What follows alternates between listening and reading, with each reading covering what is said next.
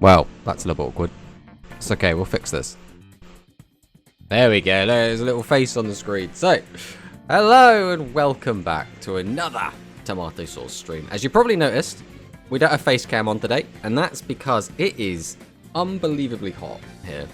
I have a fan blasting me in the face right now, and we are not wearing a shirt. So, in order to stay sane in this heat, we will just be using this lovely little GIF instead of a face cam today. But we do have some pretty cool stuff going on today. We are going to be playing in the Angel Cup, which we did manage to get 3rd place last week. But, so we've been like try-harding a little bit, right? But we've been trying to avoid playing the like really strong decks in the meta. Like we've been trying to avoid like Machine, we've been avoiding like Royal Rebels, we've been avoiding the Cyber. So we're playing these like fringe decks. So we're playing another fringe deck today, which is not going to be a particularly strong one. So I think if we do go against one of the like top tier decks very quickly, we could just get knocked out very easily. We'll have to see how it goes. One question tomorrow: how hot is it in your country right now? It's not like super hot, right? I will preface this by saying that in the UK, it doesn't get super hot. But because it's usually cold here, when it does get hot, we are just ill prepared for it. That's all it is. So, and one other thing you wouldn't probably know is that people from the UK, just Englishmen, love to complain. We will complain about anything. That is just a thing. So, hello Ninjetius, welcome. Good luck in the Angel Cup. Well, fingers crossed, right? Again, we're not playing one of the better decks, so we're not expecting to do well. We might get knocked out super early, but we were expecting that last week. We managed to make top 4, so yeah, you never know. We might get lucky. And it's Dwan. Welcome on in, Dwan. Let's see what happens. So, we've got the Angel Cup, obviously. This is starting in like 3 minutes, so we'll see what goes on with that. But the other thing, I guess, to talk about is that we do have a new ranked reward. I guess we have 2. One for speed, which is Darkeye Nightmare. I don't really know anything about this card, so I don't really have much to comment on it. But 1,000 Knives is in at limit 1. That's neat. I mean, it's a good card, right? We have Magician Shuffle to make up for some of this card's weaknesses, which is you need a very specific card to use it. But at limit 1, I don't know, it feels a bit mid. Hello, Bakura. Welcome on in. So yeah, the Angel Cup should be starting in a few minutes, so we don't really have much time to wait. But I don't know, we might get a bye, which would be kind of annoying. It's more frustrating than fun when we get a bye because we just don't have anything to do for a little bit. I'm excited for those cards. Well, 1,000 Knives is available now. You can start spamming your ranked games to pick up 1,000 Knives, which is cool. But I've said this a few times in different places, but I do think 1,000 Knives shouldn't be limited 1. Just because it would change the meta, right? I don't think 1,000 Knives at 1 is going to mix things up enough in like a meaningful way. Like, I mean, it might do something, right? It could probably bring Dark Magician up to like a tier 3 deck. I could see that happening. I think at 3 copies, Dark Magician becomes like a tier 2, maybe even a tier 1 deck. And I think that would have been really good. If 1,000 Knives was free, it could be kind of crazy, to be honest. That's kind of the thing, right? I think it could be. And I'm at the point where I'm so bored of the Cyburst Machine meta that if we just let Dark Magician be tier 1 and the best deck in the game, I'm fine with that. Just let that happen. Because at the very least, it would change things up, right? Because the other thing is we have a mini box coming up, right? Presumably. Well, we have the Super Mini was like in the code. So like, we could use that as an opportunity to reel this in if we needed to, right? Like, give it to us at 3, let it be overpowered for a couple of weeks, and then, you know, maybe give it a little bit of a nerf if you need it. Which I suppose they could do the opposite, right? They could give it us at 1, and then unlimit in the future as they see fit, but I suppose the other thing is they probably don't want to mix things up too much right as Worlds is coming up, right? Because that would be kind of annoying for the players to be like, oh, we have to scramble to learn the new meta. Making DM tier 1, 2 for Worlds would be nice, I guess. Yeah, I think as long as it's not like an overly dominant tier 1, right? If it's like doing or performing about as well as Machine and Cyberse, I think that would be perfect, right? If it's outperforming both of those decks, that's probably still fine. It's how much would it be outperforming? Because no matter how you look at it, it doesn't... Thousand Knives doesn't do everything you need it to, right? It can deal with maximums, which is quite nice. It can deal with face down monsters, so you can get in through set 3 pass, which is also quite nice. And it does just kind of work on everything, which is quite nice. But, for example, a lot of decks right now have been playing Recital, and Thousand Knives doesn't really play around Recital in any meaningful way. So, it's a weird one. But, I think it would be fine. Because we still don't have, like, all of the cards for this, right? Like, there's still a load more DM cards that they could release. It's interesting that they decided to make it a ranked reward, though.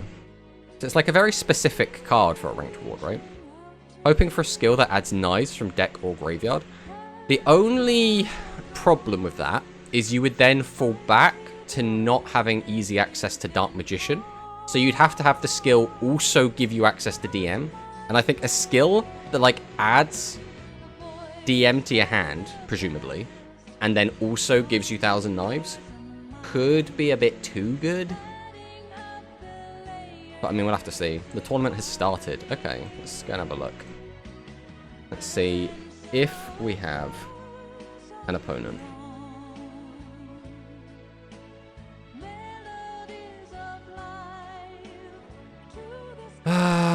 Okay, we do have an opponent down here. Who's in our bracket? We got Dwan in our bracket. Oh no. Well, that's okay. We'll lose the first game, so it won't matter. That's the trick. Let's close that as well.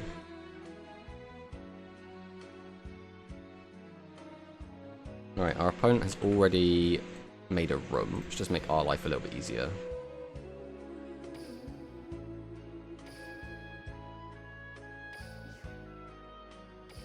Right, let's see what our opponent has said to us.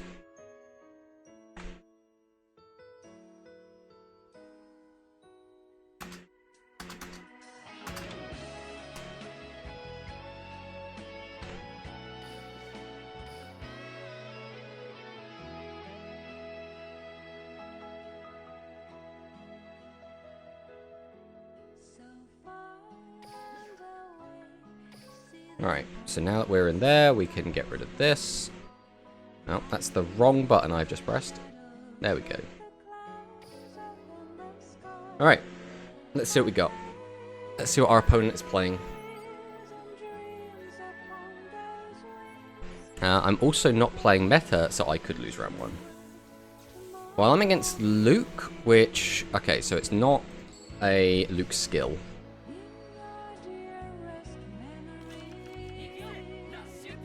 Alright, and we can now reveal that we are playing 7's Axel Road. Let's see what happens. We're against Blue Eyes. Some form of Blue Eyes. Hey, thank you for the follow, Afri. Welcome, welcome on in.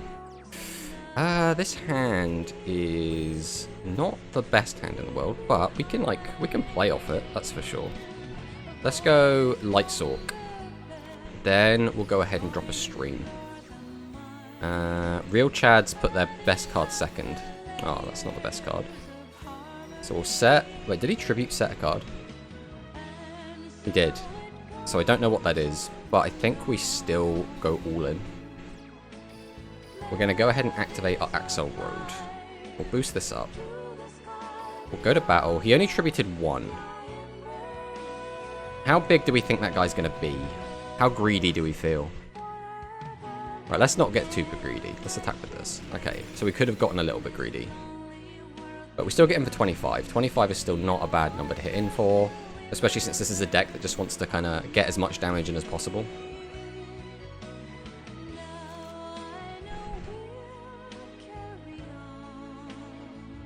We could have gotten greedy. And we could have got a bit more damage in. But... I don't know if it's worth it. Because, like... There was a chance he had something with a high defense value. Obviously, we've seen different builds of this Blue Eyes deck floating around. Although, looking at it, since he's playing the Torna, at the moment, he just seems to be playing the old version of the deck. He also did have a back row that triggered on his monster's destruction. So that's probably the trap card, right? The, what's it called?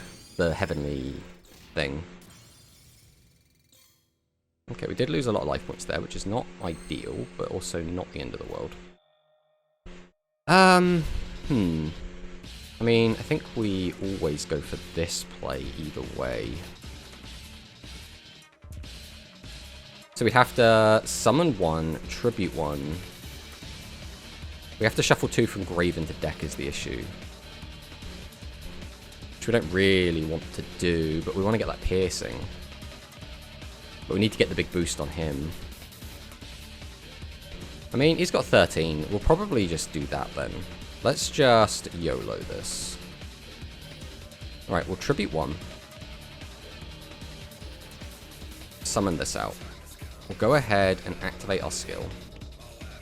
Target this. We'll not do that. We'll then activate Seven's Rid Witch. Discard this to summon this out. Then I'm going to go ahead and activate the Seven's Rid Magician. Not the best mill in the world, unfortunately. So now, if I attack both of these, that's going to be 5. That would be... the issue is that no matter how this works out, it puts me in a weird spot. Because I could give piercing and just hope that thing has low defense. He's going to flip whichever one I don't attack down. I don't think it matters too much either way, to be honest. I don't think the piercing is going to matter because he's just going to use back row anyway. So we will just use Thunder Gazelle. We're going to put this and probably the other Thunder Gazelle back because that's going to be in our graveyard soon anyway. And I think we're just going to give it self-piercing because we're expecting one of our guys to get flipped down. So we'll go battle. We'll swing with this. Oh, okay.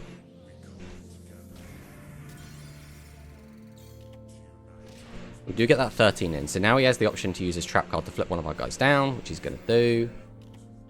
Which is completely fine with us. We've got him down to 500. I think it's unlikely we're going to die here. I suppose you never know, though.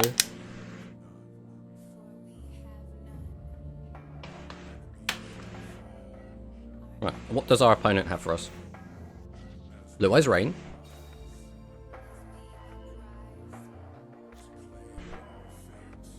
Adds the Blue Eyes Bright again.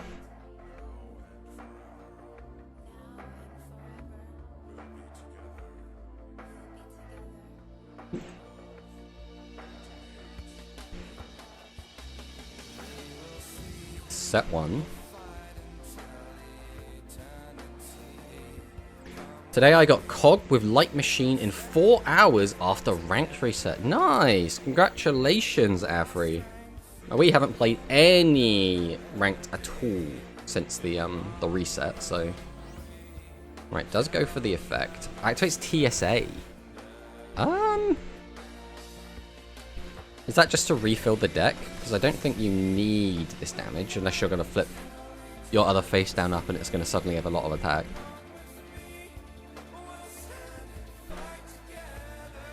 Because the issue is, you've left me with Gazelle. Yeah. That was a very questionable decision, but that's fine. So now all we need is a back row hate and we win. Yeah, so we win. We win. We don't have to worry about this. Magical Stream. Pop that. We can flip this up. We can just go ahead and activate its effect. Up to 3,000, and then we don't even have to worry about anything else. We just go battle, we just swing. Yeah, he put himself in a very awkward position there, which is a shame.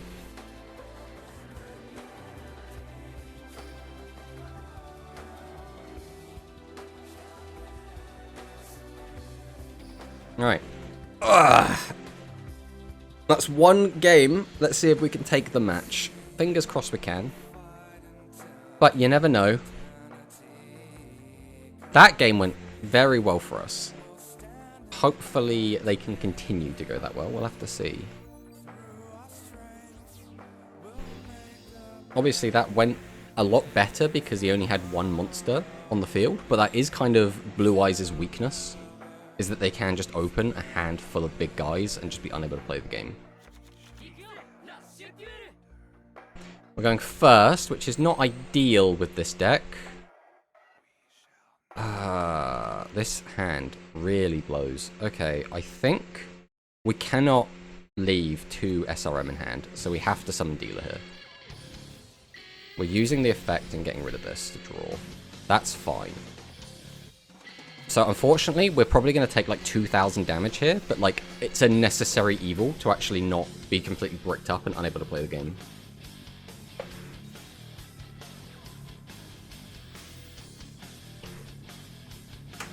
That is pretty catastrophic.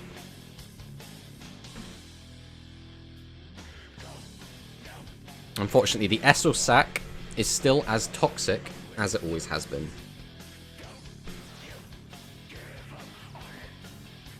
The amount of life... Okay, Dragon's Inferno here is, like, fine. If he's going to hit anything, we want him to hit the stream. The other back row is what scares me a little bit. And yeah, here comes that 2,000 tax we have to pay for opening bad.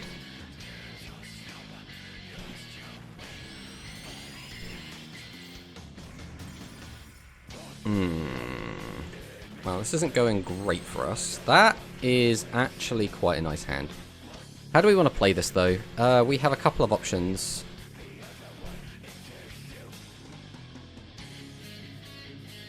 What deck are we using? We're playing Seven's Axel Road. If I want to get Seven's Road Mage effect off to do a big weaken, I don't think it's worth it. We'd have to tribute, summon this, use the effect to get that out, then get that out, and then it'd be stuck on the field. I don't think that is worth it at all.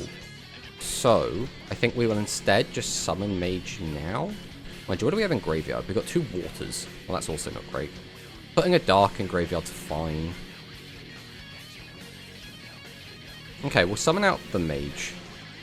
We'll go ahead and activate Mage's effect. Another milled negate attack is really not ideal, but it is what it is. We'll then go ahead and tribute the Mage to summon out everybody's favorite Witch. We'll activate our skill, boost Witch up. We'll then activate Witch, discard this Sorcerer to summon out the Seven's Road Magician. The issue now is if he does have a really good trap card, we could just get cooked here. But we just have to do what we can, right? Okay, no good trap card. That's really important for us. So he's got his gift trap. That is fine. We do not care about Bliss. We do not care, mate. We do not care about that. You stopped yourself taking 15. That is fine. Rank still dominated by Light Machine, Cyberse, and Magnum Overlord deck. I think it's better than last format. I mean, it hasn't really changed anything, right? Like that's the primary issue, is that the format hasn't changed in so long. Using the TSA, that's fine. It's the other 2 cards in hand I'm a little bit concerned about. Cool deck. I love Seven's Axel Road. Yeah, SAR is a really cool deck. It's like my favorite deck from when the game came out, and I've always been a big spellcaster guy. And it's also just really nice that the deck, or like spellcasters in general, can do things without having to just be Dark Revelation the deck. Oh, are we going to be stuck on 1 monster? Ooh, okay. What are those back rows? If those back rows are nothing, we could just win.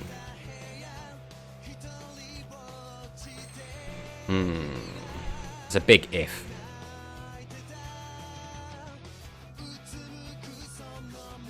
I mean, we probably just go for it, right?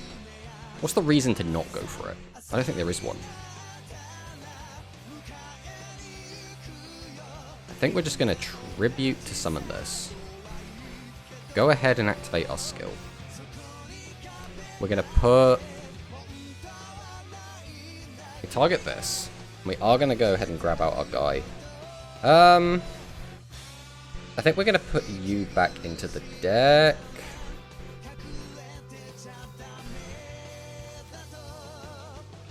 I mean, arguably that was actually the wrong decision, but that's fine. No, it's fine, it's fine, because we'll put 1 in graveyard either way. So we'll discard this, call upon the Seven's Road, activate the effect, set this, go to battle. We'll try and swing with this. We don't know, so we know he plays Gift. We don't know if he plays. Okay, that's fine. So we can't deal any damage to him, which is okay. This is fine. We're still in a great position right now.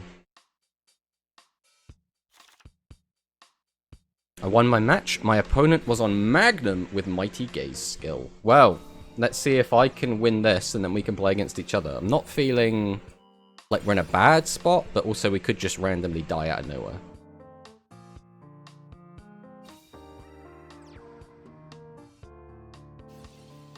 Uses Soul Drake, sends both the Grave, brings back the Bright. Still 2 cards in hand. What are those 2 cards?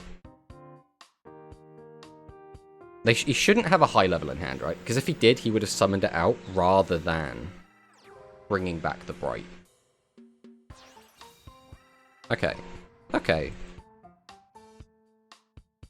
I mean, all things considered, this is looking okay. We can't beat 25 at the moment, but...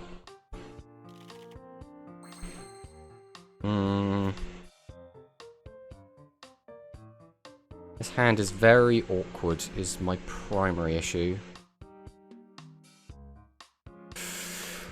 If we find SRM, if we still had our TSA, we didn't pop it, we'd be in a great spot, but... How many TSM do we have left in deck? Or, TSM, SRM, 0. That's great. So, we can't just leave Torna, unless we're just accepting that we're going to have one of our guys get popped. If he finds a Legend Normal, we get boned anyway. So I think we're going to set, turn this sideways, set this. Then I think I am going to go to battle, and we are going to just try and clear over this. I think there's so many ways that he gets to deal with us anyway. Okay, and that is very important information. That is an activatable back row that he has. We have 2 back row hate left in the deck.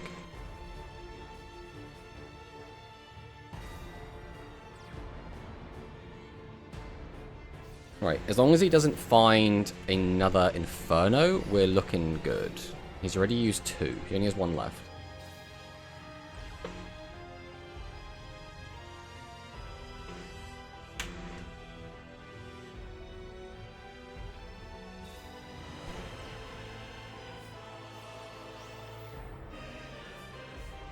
So he doesn't need to use either of these mills, but he has chosen to. That's fine. We are going to have to use our trap card, but again, yeah, that's what it's there for.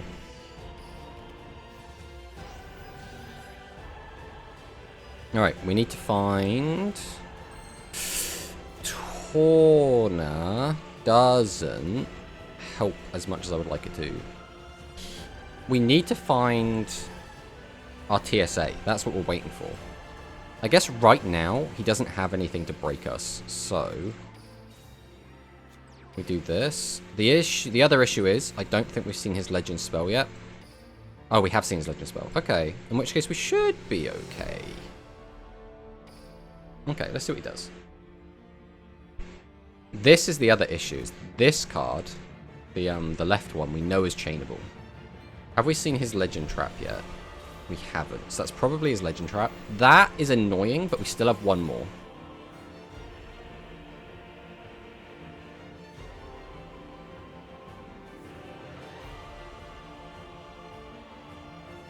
I guess setting dealer wasn't that good if we're digging for TSA. Well, we don't want to use... We don't want to leave dealer in attack mode anyway. That's just gambling. And if we didn't, we probably would have been dead anyway. We needed to get as many cards out of our hand as possible. Okay. That gives us 24. We can reduce that. Okay, that should be game, depending if he has a very good back row or not. So we'll summon out Lightsork. We'll drop the stream. We know this is chainable, so we're going to destroy this one, assuming it's his Legend, which it was. Now, we just go... I guess Torna is probably the one we want to go for. We're not going to be able to use either of their effects anyway. So we tribute to summon. Activate our skill. Boost this up. We then activate Talismanic Sealer Ray.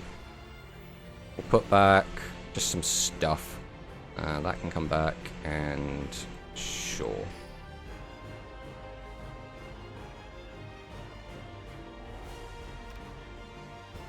We weaken this. Go to battle, swing over. He shouldn't have anything, and that's going to be the 2-0 win.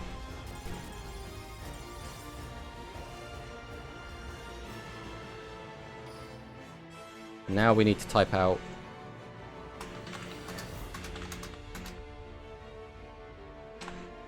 our response to our opponent.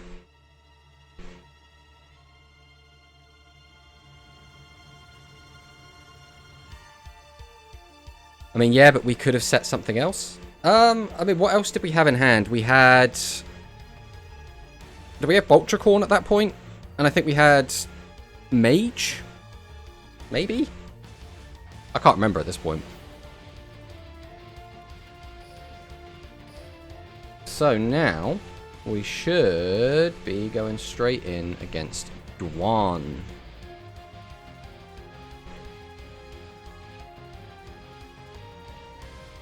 Tomato, have you cogged yet? I haven't played a single rank game, my friend. Alright, let's join Dwan's room.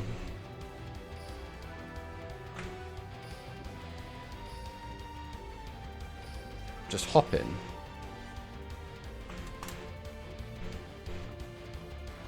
And let's hope we have a good old game. Time to close the stream for a moment. I mean, it's one of those things again where when I'm streaming, like, I invite like people to like have a handicap against me. That's just kind of fine. Like, I'm not gonna begrudge anyone for doing it.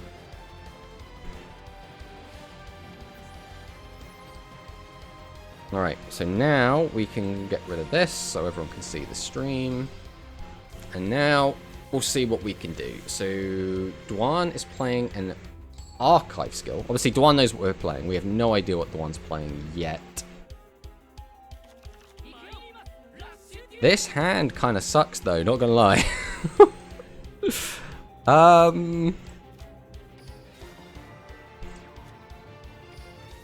Yeah, I'm not feeling great about this hand. Not gonna lie. I think we're gonna just have to tribute set this out,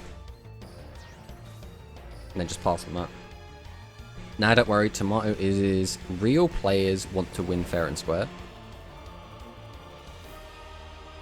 It's just one of those things where, like, I think most people wouldn't bother to hand look, but at the same time, I don't know if I would call it cheating, because you know, it's like me shoving my hand in their face and being like, don't look at this hand, don't look at these cards. And it's like, well, it's kind of my fault, really, isn't it?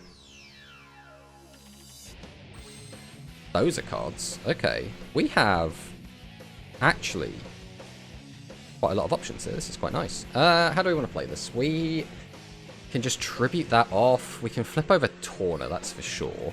We'll use the Magical Stream. Pop one. Then we're going to drop the second Magical Stream. And pop the other. Then we're going to tribute for this. We'll go ahead and activate our skill.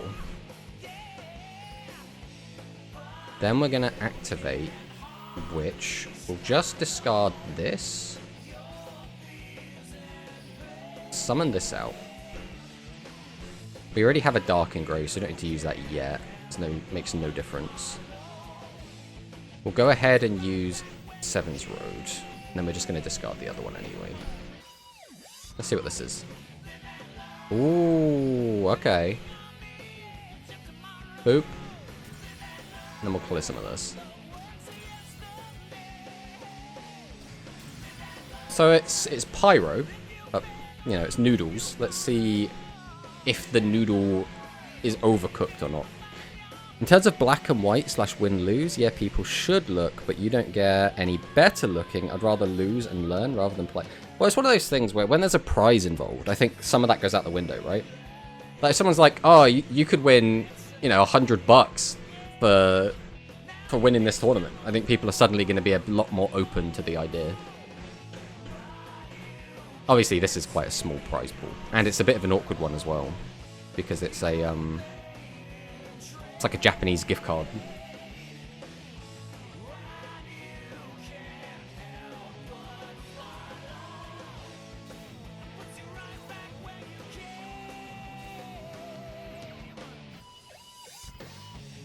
Okay, so we're putting cards back in the deck.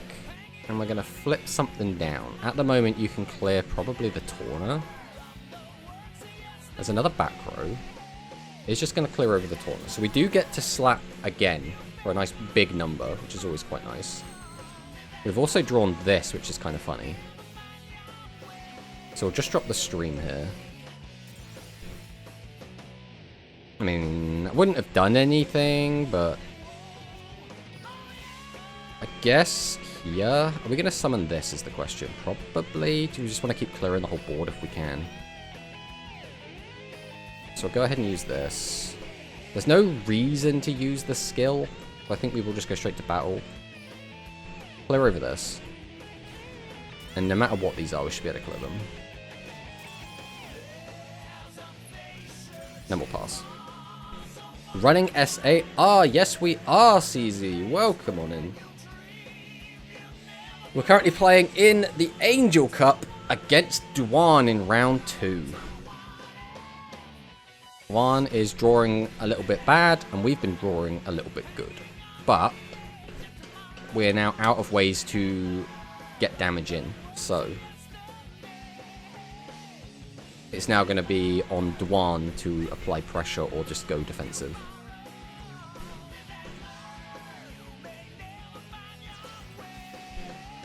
Okay, here is Extra Spice. He's made his way to the field. We're going to burn, draw the card, 2 cards in hand, activate Noodle Arc Reboot. Are we going to add the body back? That is the question. We are adding the body, so that's only once per duel now. That is weird. Okay, so this is Cerberus? Yeah. Cerberus comes out. That's fine.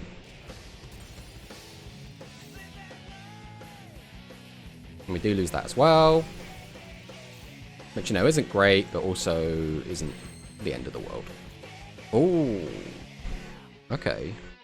We already have wind, so we don't have to care about that too much. So, if we want to access him, we'd have to do it that way. Is the big reduce worth? How much damage would that be? Because we could reduce it by quite a lot.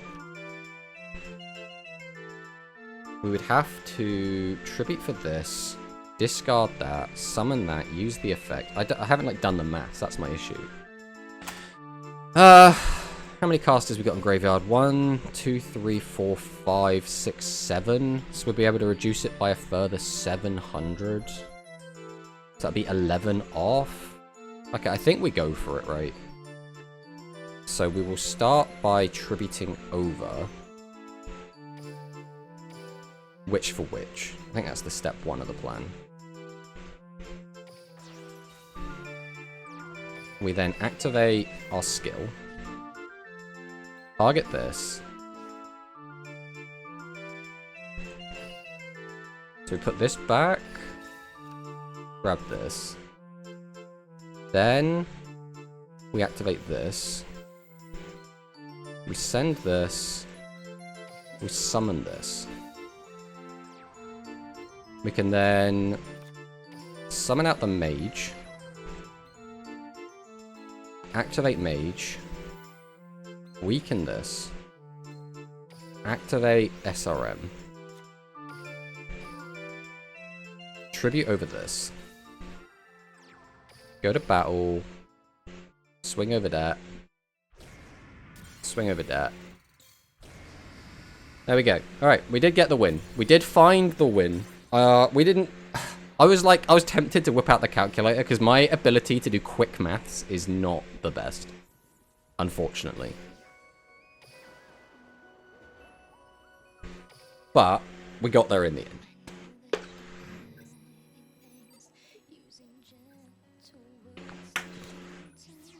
Alright. Let's see. Alright, we're going first again. And we've opened just as poorly as last time.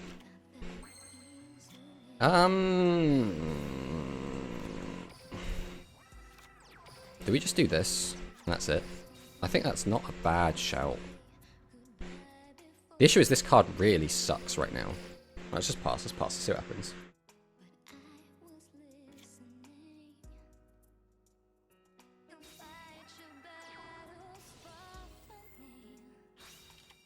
Okay, so we go for the discard draw off of the Cobalt. Tributes both. Does summon the extra spice on the turn 1. That's pretty spicy. Goes for the discard draw. Tomato, are you a sun-ripened tomato with this heat? Oh, we're definitely getting there. We're almost a fried tomato. All needs a bit of oil.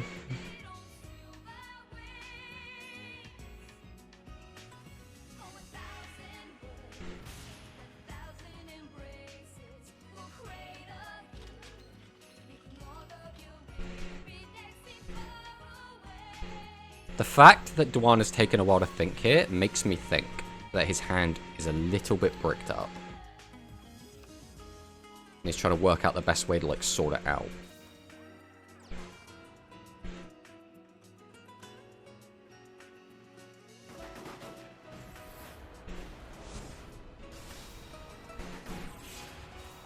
Okay, not bricked up at all then. So he does run into the 1400 defender. Does clear the Gazelle, and is going to get to clear the 1400 defender. We'll draw for turn. I mean, we have a good turn here, right? Like, this is just fine. So we'll summon out the Sork. We're going to go ahead and flip over Stream. I'm going to pop this back row so it doesn't get in the way. It wouldn't have done anything anyway. Then we will summon Dealer. We're going to go ahead and tribute the Dealer to summon out everybody's favorite. The issue is, I think here we do flip down. We have to change this to defense, which is a little bit sucky because it means getting rid of Witch, but I think it's worth it overall.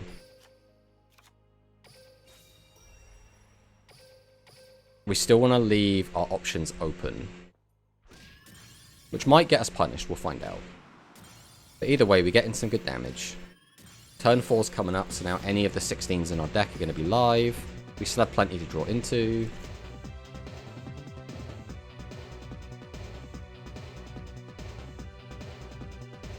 Let's see what he's got for us.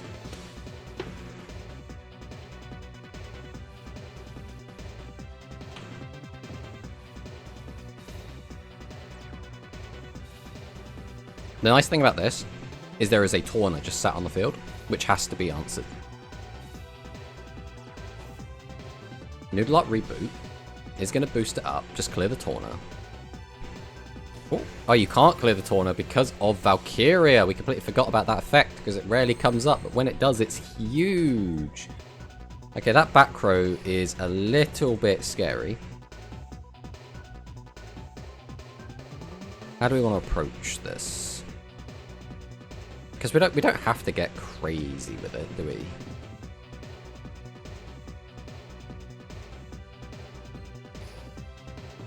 I'm tempted to leave these, or leave this at the very least. We could still go into this. So, what would the end board be then? Because I could go into that and try and leave that as part of the end board. I don't really want to leave that on the field if I can help it. So I'll go ahead and summon. Tribute 1, Tribute 2 to drop this. Then I think we're going to summon this out just because I want a higher attack monster on the field. We'll flip this up. We're going to go ahead and activate the SRM. We're then just going to go straight to battle, and we're going to try and clear this. Our hope is that he has Slime down.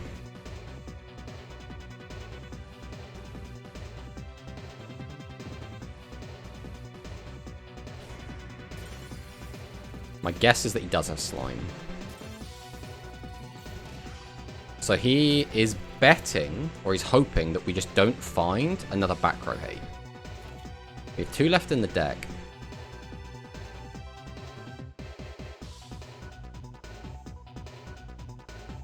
Once again, still has the taunt that he has to answer.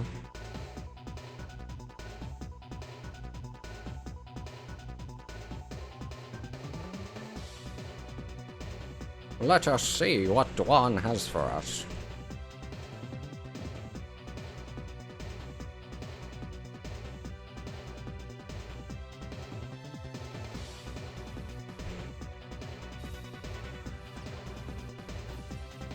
Karibot pays the 500. Very dangerous, but obviously a necessary evil. Summons out Siesta Torero. We're going to be activating the effect, putting cards back into our deck. Probably going to be the extra spice. I'd be surprised if that doesn't make its way back in. 1, 2, 3. Does put back more of the normals, which is very important. We are going to need those. 1500 Defender, though, has been changed face down. So, presumably, we're going to have some way to be able to clear that. Otherwise, we would have changed one of the lower defense monsters face down and attacked over those. Ooh. So we're relying on our back row now. Well, we know he's going to have something to stop us. Like, that's just a given. So we're going to go ahead and set this. Go ahead and set this. I think we always just flip this up. We'll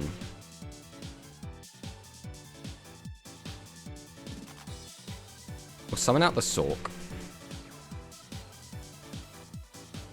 We'll go ahead and activate Corner. We're going to discard this. Change this to defense. Then we're just going to go to battle, I think. Swing in. Now, at this point, he probably has a negate attack, but we know he's got the slime at the very least. Alright, so he is going to use the negate attack, so he's holding on to the slime. Then we just pass the turn. So we're at 21, so we still have a little bit of a blanket before we're too worried, right? He has to hit us 3 times with the burn to kill. Which, like, isn't impossible, but is not necessarily easy. He'd have to have drawn very well to make that work.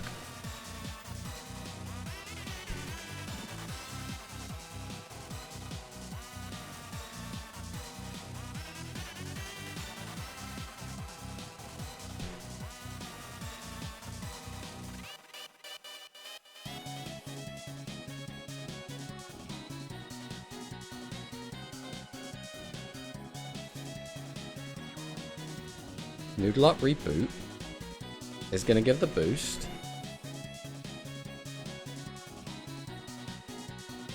Does go for the attack. We do have the negate attack. Now this game comes down to, in our next 4 cards, do we find back row hate? That is catastrophic. I think we have just lost the game due to not finding back row hate. Yeah, that is really, really bad. Because we also didn't find our own slime, which is the other way we could have potentially stayed in. Oh, that is so bad. That is so, so bad. So now we have to force it out just by attacking. Which opens up just a whole nother can of fish, can of worms. How do we do this? So if I need to attack with one guy and get its attack over a certain threshold.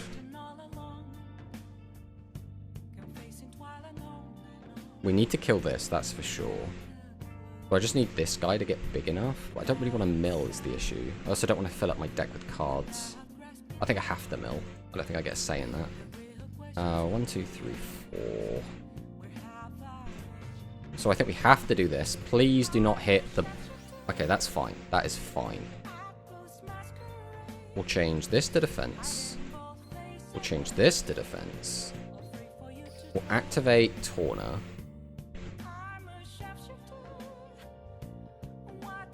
I think we're just dead either way, right?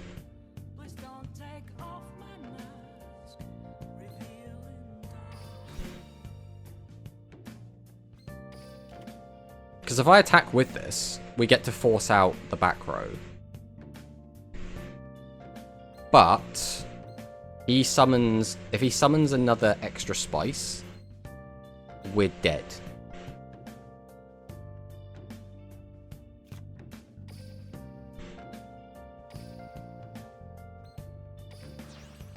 So I actually think... Is that Shui with the raid? Welcome, welcome on in. I think we have to change this to defense. And if he draws another extra spice, we're dead anyway. So if he has a second extra spice, we're already dead. But hello, welcome on in, Raiders. You've caught us playing in the Angel Cup. We are currently 1 game up against Duan. And this game is going to come down to, does he find a second copy of extra spice? Now, the odds of him finding one shouldn't be too bad. If he does find one, we were dead no matter what we did last turn. If he doesn't find one, that was our only win con, basically, to survive, is, you know, doing what we just did, playing defensive. Because we could have forced out his slime, which is, like, fine. But, right, so now, in our top 3 cards, we need to find our back row hate. Come on! Brother! Well, now we're just screwed, because we've just gotten so unbelievably unlucky. We do still have one, right? We got 2. We have 2 left in our deck, and they're our bottom 3 cards. Are you serious, game? How are they the bottom 2? How are 2 of the 3 cards in our deck the card we need? That's just game then, right? Because now we just... Our hope is that that last card doesn't do anything. Alright, behold. We activate Torna. We'll discard this. We're going to target this. If this is a normal monster, yeah, then we're just boned. We are just boned. There's nothing we can do. Wait, have we not seen our slime either? Are our bottom 3 cards slime and 2 copies of Magical Stream? This was the only universe in which we lose. That is catastrophic. Right, there are 3 cards in our deck that win us the game from this position. Those are the slime, assuming he doesn't have back row hate, and the 2 copies of Magical Stream, because we know his middle card is slime. We just needed to find any of those 3 cards, and we win. And we found none of those cards.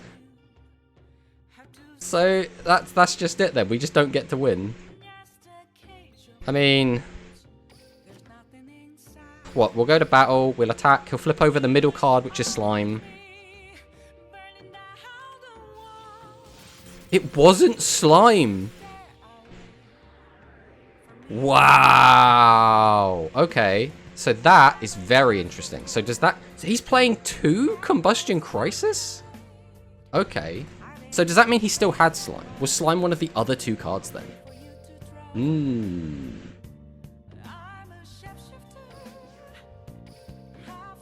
I think we did get ahead of ourselves then. Why are we playing double price? I guess we're just playing noodles, right? So you just would do it anyway.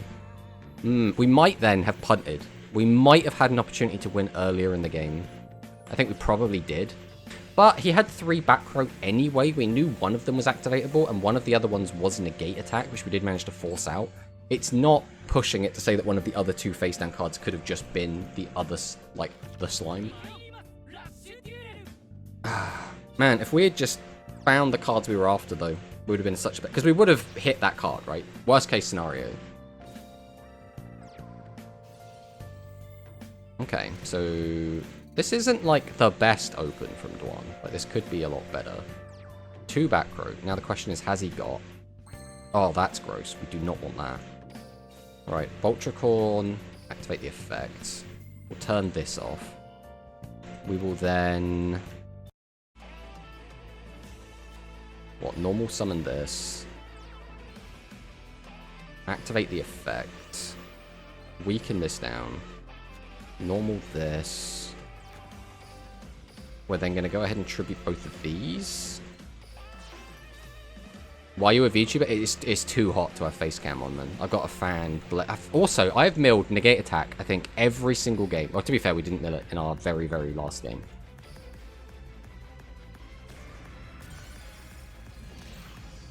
But we have milled negate attack in... What's this? 4 out of 5 games we've played in this tournament so far?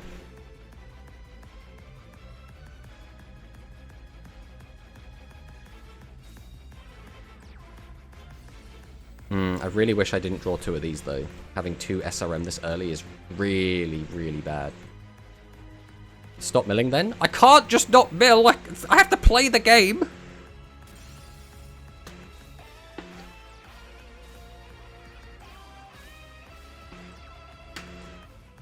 Alright, this is very rough. This is very, very rough. I think we've just been RNG'd here. I don't think we can make a comeback.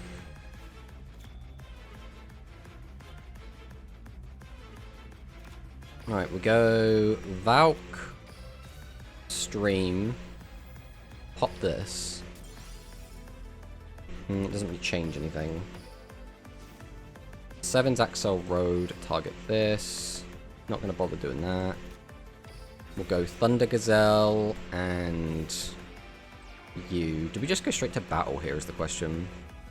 That's 28. It wouldn't be lethal either way, right? What would that be? That would be 11 plus 21. How many attributes? 1, 2, 3, 4, 5. 5 attributes would be 36. So that would be 26 plus 11. Which is 37. Which attribute are we missing? Dark, light. Oh, we're only missing the one. Okay, we will go for this thing, because there is a chance. Tribute 2. Summon this. Activate his effect. Go to battle. We will punch this. Ah, he does have the back row anyway. Down to 23. Unfortunately, we can only get 14 if we attack that, so we might as well clear this. And pass. Down to 400. Which, we were missing wind. If we had milled a wind off the top, there was a chance we just win there. So I think we always make that play. The issue is, it doesn't take much for him to win from this position. Because that would be, what, 14 plus the 1,000? So it'll only be 200 off if he's found a extra spice. Yeah, there's the extra spice. Okay. So it comes down to, does he have another way to out a 16? So if he has TSA, or if he has a SERP, or if he has another extra spice.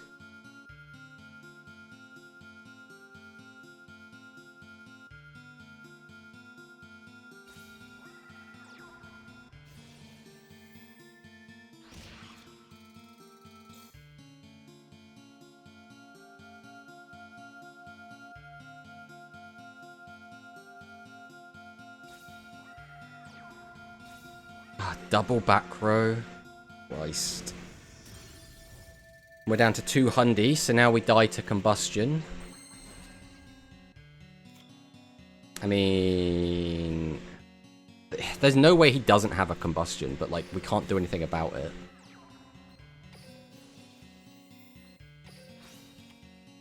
Yeah, we just haven't drawn into what we need. So that's just game. There's nothing we can do about it. I mean, we'll do what we can, but there's no way he hasn't got a combustion back there. There's just no way he doesn't.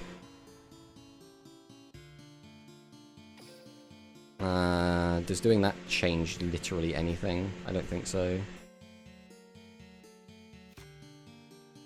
I guess there is a world in which he has thingy. We'll do this, why not? If we're going down, we might as well go down swinging.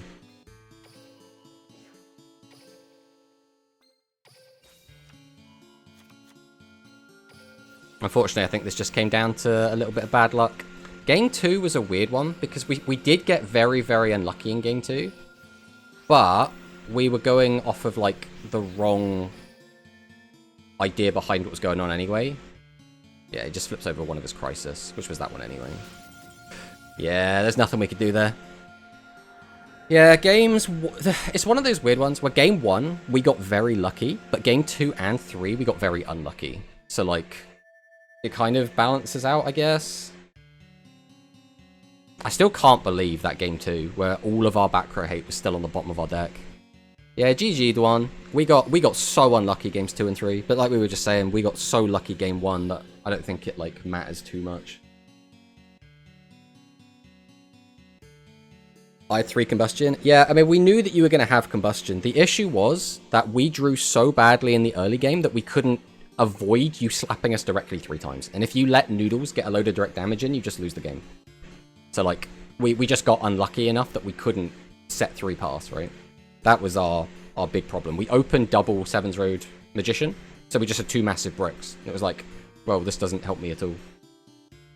You could also make the argument that game 3 came down to losing the coin toss, which I think is also a fair thing to say. If we had won the coin toss, then we're not in that situation to begin with. Alright, we're going to do our auto duel quick. Then we're going to play some ranked, I think. Yeah, it's a shame. It's a shame we went out like that. Obviously, game 1, we just got... In fact, game 1, we didn't even really get lucky. I think Dwan just got really unlucky. I think that was the difference there. Game 1, Dwan got really unlucky. Game 2 and 3, we got really unlucky. Game 1, I probably should have tried to clear set monsters. If you tried to clear the set monsters, though, you just invite a ton of damage. It's like, in that game 2, our bottom 3 cards of our deck were the 3 cards we were digging for. The bottom 3 cards of our deck had 2 copies of Magical Stream, and we just needed that to clear the back row. So, like, we ended up taking extra burn from extra spice because we wanted to wait until we found our MSTs to basically deal with the combustions. Or, you know, slime was the other card it could have been. I don't know, without, like, being able to see Dwan's point of view, it's hard to know if we punted game 2 or not. But game 3 was just dumb luck. There's nothing we could do about that. Game 3, there was no physical better plays we could have made that won us that duel. That was just... We drew bad, Dwan drew good, game over.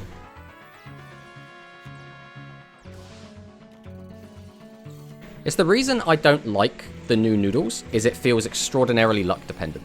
And I don't like that in a deck. Like, when you play the new Noodles and you just don't find enough, like, vanilla Noodles, the deck feels like ass. Which is why I think it's just kind of bad. Like, I do think I had the better deck in that duel. I think we just drew worse. That's just all it came down to. Like, going second and then opening double SRM is like the worst possible thing that you could have. You don't need Negate Attack to win anyway. We completely missed that message earlier. Yeah, Negate Attack is obviously, like, really powerful. It came in clutch in that game too. But unfortunately, it didn't matter overall. Alright. I think now we're just going to hop into some ranked. We're gonna take the spellcasters back in there. The new Star Seraph skill is insane. I haven't, like, played with it, obviously, right? But I've seen people, like, throwing the word tier 0 around. I don't know if I'm on that bandwagon, but, like, it seems very strong.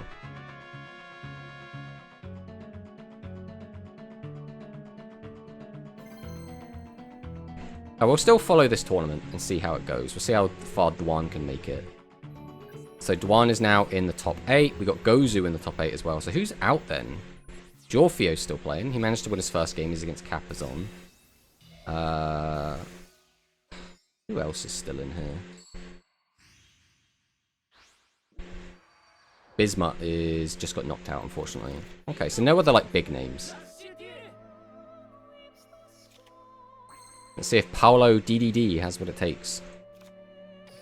This hand is not, like, it's not awful, but it's definitely not the best hand it could be. Let's see what happens. Tomato is on Star Seraph. I mean, what is that tourney you're looking at? That is this is the one we were just playing in. This is Angel Cup. This was us. We just got knocked out by Dwan. And Dwan is currently playing his next game, presumably. So this is a brush tournament, obviously. But we're going to follow it because we like to see which deck's doing, okay? That already means that Noodles has top 8'd, which is quite nice. We did help Noodle get there. But if it wasn't Noodle, it would have been SAR anyway, so either way, a meme deck was making it into top 8, which is always nice to see.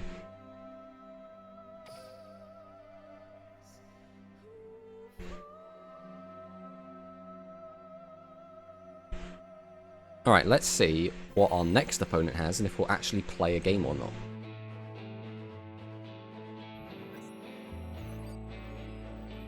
JSK.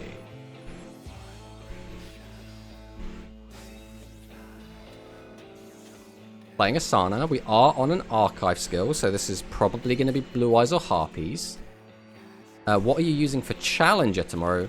That's the neat thing, Manicist. It doesn't matter. I can take 100 different decks.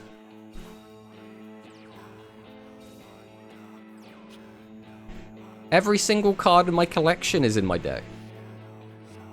Now, which, like, 30 cards am I going to take to the first game? We haven't quite decided that yet. Okay, so we know that we're against Blue Eyes. Look at this shit. This has got to stop happening. We only have 3 of these. They can't always be in my opens. I mean,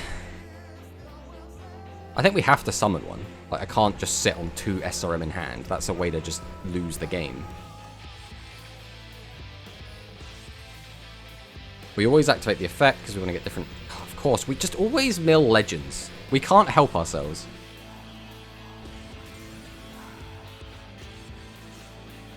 What the fuck is that? Am I gonna lose to someone playing Tyhone 2? Is that the world we're in? First we got to that situation against one where the bottom 3 cards were the only cards we needed to win. And now we're in a situation where we're gonna lose a game to Tyhone number 2 because we've opened double SRM. Even outside the tourney, you mill legends. It's just my superpower.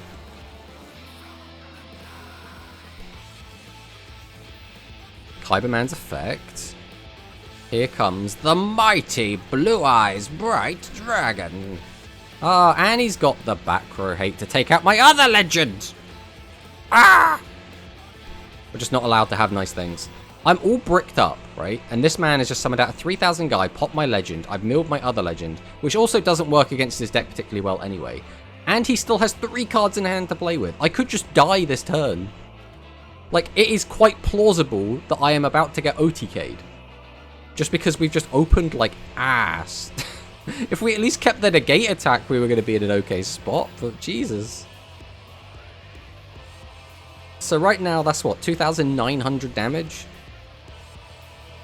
If he summons out Kyberman, the ultimate way for him to just end me is if he gets out a Blue Eyes White Dragon, like the regular Blue Eyes White Dragon. That would absolutely destroy my asshole. Let's see what he does. Surely you live? It depends, right? Like, if he gets a Talismanic Seal Array, he could, if he discards a monster with this, he could reduce me by 14. This guy's still attacking twice, he'd then only need 1 other monster in hand. That would be death as well.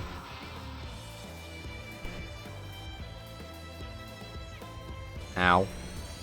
The other issue is that the way this deck wins is by leaving weak monsters in attack mode. And when we're low on life points, that now becomes a lot more treacherous, right? Like, if we leave 1,000 attack guy out, we could just easily die now. Which is never really where you want to be. You're 13. Right, we'll go Spell Archer. Tribute for everybody's favorite. We'll activate our skill to boost the attack up. We will not bother doing that because we already have one. We'll activate the effect of Seven's Robe Witch. We'll discard a fire monster to summon out the mighty Seven's Robe Magician. And then we're going to summon out the Sork. Then we can go ahead and use Seven's Robe Magician's effect. And then my opponent simply will not have a good trap card. I don't know why we're attacking this one first. Arguably, this was the better one to clear. Okay, so how do we die here? Talismanic Seal Array is how we die. Talismanic Seal Array is just a free win if he has it. And he should be on 2 copies at least playing this deck. Even though his build obviously sucks, he's got Tyhone 2 in here, but...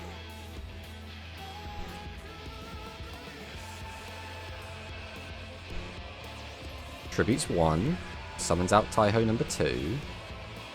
Talismanic Seal Array! Okay, but with Tyhone 2 out on the field, we might live. It's weird he discarded Buffer Slime. He milled Buffered Slime. He discarded Sword and Shield. He milled the Buffered Slime off of Bright Dragon's effect.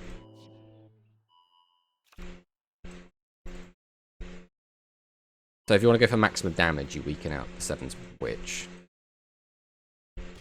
Okay, just goes for the 1,000. So we've got 1,000 life left. That back row didn't do anything for him last turn. Alright, we just win. Everything is fine, everyone. Stop panicking. Summon Valk. Activate the skill.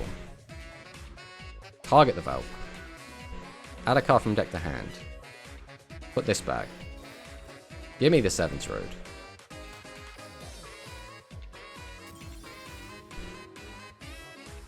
Lethal on board, but we didn't even need it. Is that Sakadetsu? Welcome, welcome on in. Also, since we're not actually playing in the tournament anymore, and we're like not bound to having to pay attention, we can officially give our shout out to Shui, who did raid in on us. Silver 5, we take it. Yeah, I was lurking in your chat today, Sui. I wasn't actually like typing. I was very busy and kind of up and down constantly. But I saw you were on Sharks.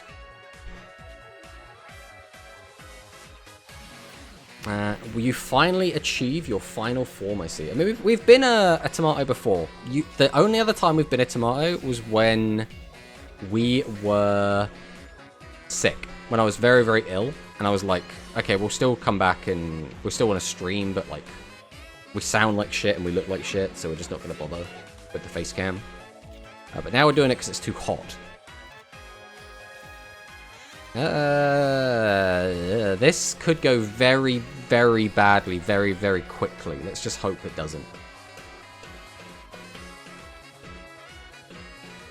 We back to watch streak. Let's go. Oh yeah, gotta keep the watch streaks going. We're against Noodles. No! It's Dwan again! He's on his ult custard! Noodle Art Reboot.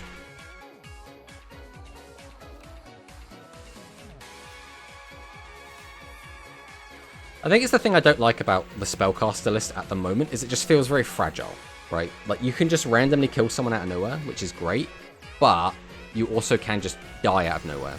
And when you're against decks that can actually play negate attack, it's just like an extra tool that can stop you, which never feels great. Let's flip over Lightsork. Let's drop a stream on him. Let's go for the middle one. Unfortunately, we hit almost certainly the wrong one, though. Then we're going to go ahead and drop Mage. Activate the effect. Middle and Earth, which is always nice to see. We're going to go ahead and tribute both. We'll then go ahead and use SRM's effect. We'll summon, and then I think we are going to do TSA.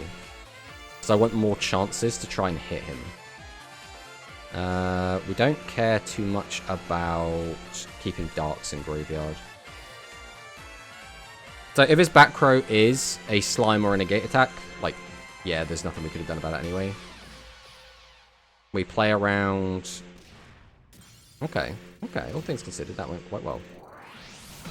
Put him down to 600 life is always a good spot to be in. Maybe run a Ghost Cyclone along the 2 Gazelle, depending on what limit 3 you're currently using. I mean, we're just playing 2 copies of Gazelle at the moment. Ghost Cyclone's, like, good, obviously, to, like, hit the back row. It's just one of those things where I think SAR does very well, very specifically, into Cyburst and Machine. And a big part of that is just them not having access to that negate attack, so it, like, halves the amount of cards they've got for it. Can I see your list later? Yeah, we can show off the list. We'll show it in the next game. Is Master Duel more popular than Duel Links? Yes, Master Duel is a lot more popular than Duel Links. A big reason for that is it is just basically an analog for the TCG. Like, it's not a one-to-one. Obviously, it doesn't have all the cards. It's a different ban list. But it is like TCG online, right? That's kind of the difference, right? Alright, so this is the deck that we're running. Like, they're both very different games, right? I think Duel Links, for me, is more fun. I think the skill aspect of it and like how it works just feels a lot better. I hope we get a type of Master Duel for Rush Duel. I mean, that would be nice. The issue I would have with that is, if that happened, would I just stop playing Duel Links? Like, part of me is like, I don't think I would stop, but I would definitely play it a lot less. Like, I think I am fundamentally more interested in playing, like, the physical Rush game. I would just like an emulator to play that, just because the game is really nice. But Duel Links does have its own niche. I really like how Duel Links is able to make decks that were bad physically really, really strong. Hey, Gratstwan, what did you beat? What did you play against in top 8? Is it the same concept, pay to win? So Duel Links, or Master Duel, is very generous at the start, and then it starts to, like, fall off. Right, that's kind of how it works. You can get like 1, 2, maybe 3 really good decks very easily, and then it all falls apart. Then everything becomes very expensive. Getting gems becomes very much a chore. Don't hit my back row. That's my back row. That's not a light monster, my friend. You're going to need to summon another one. Cybers. Nice. I'm going to go ahead and just put that in my spreadsheet real quick, because it can be very annoying to find some of this information from the Japanese tournaments. So Cyburst was in top 8. Okay, we take 1,000 damage there, but all things considered, that's not the end of the world whatsoever.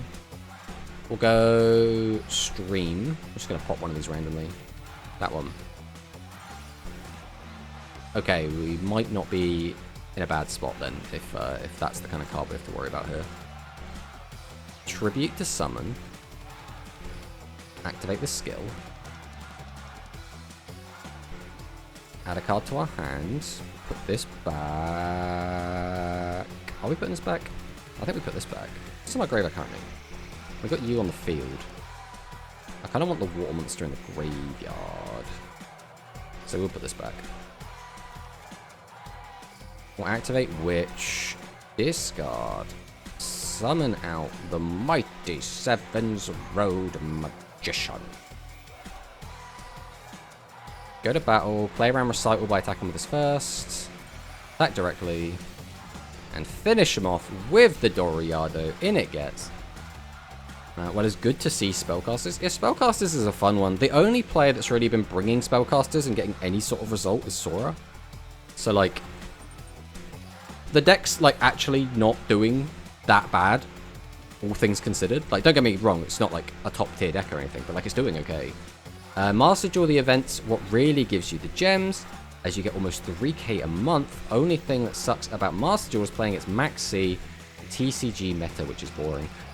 I think it's one of those ones where, when you sit down to play Master Duel, you know you're either going to be playing against one of 3 things, right? You'll be playing against a floodgating, wants to slow the game down to a crawl, don't let your opponent play the game because that's the only way they know how to play and, like, win because combo is hard. Or you play against heavy combo decks which spend 8 minutes on their setup turns and trying to find the correct way to, like, OTK you without misplaying, and half the time they'll just misplay themselves and just, like, end their turn early. Or you'll find the nice middle ground where you play against something which is kind of like a nice kind of mid-range, or a combo player that knows what they're doing, that you find like a really good matchup because you're also playing like a similar deck. And I think for me, I still enjoy playing Master Duel. It's just like, in general, the decks that are really good in Master Duel, and this goes for TCG as well, they tend to like dwarf everything else at power level. I mean, this hand is like arguably okay. Let's go 1. Activate the effect. Reduce that. We'll summon out Valk. Activate Seven's Axel Road. Boost it up. Then we're going to just summon out the Doriado. Set this, and we'll see if we can get him to use some back row.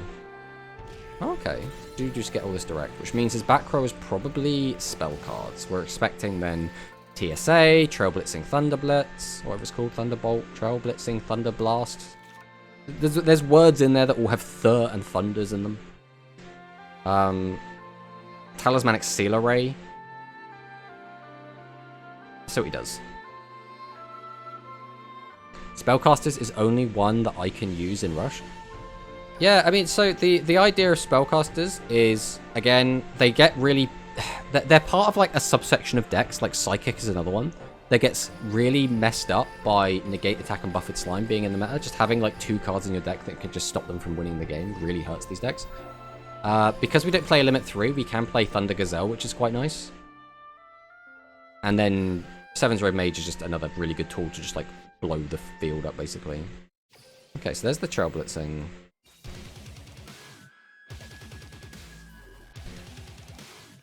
Grabs back the Stormbolt.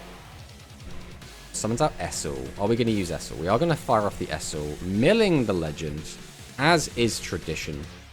Except mine are more poorly than yours.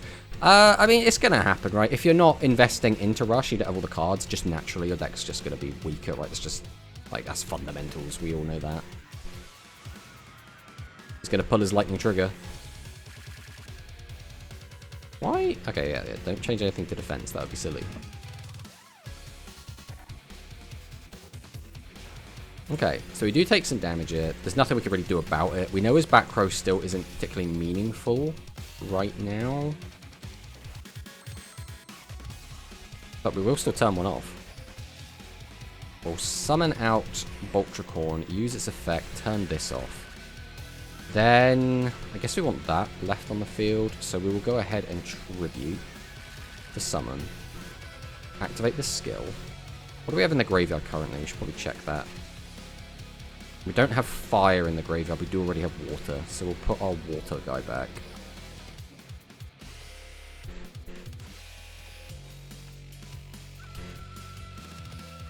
Activate Witch, discard the fire. Summon forth the Seven's Road Magician. Will activate its effect. We'll normal summon Light Sork. Go to the battle phase. And then we always clear this. And we clear this. And I think we are going to attack this. Just because I think having him on 0 resources gives me a better chance of him not being able to do anything on the following turn. That's why I use Spellcasters, what can burn as my hidden win con. Nice. Pure Dragon Beatdown will always clap in rank. I tend to see, the decks I always see in rank now is Light Machine, we see Cyburst, we see Magnum Overlord, Blue Eyes, and a little bit of Harpies. Oh, he couldn't even kill himself properly. Oh, bless. Well, here's all our legends, right when we just don't need them. That one.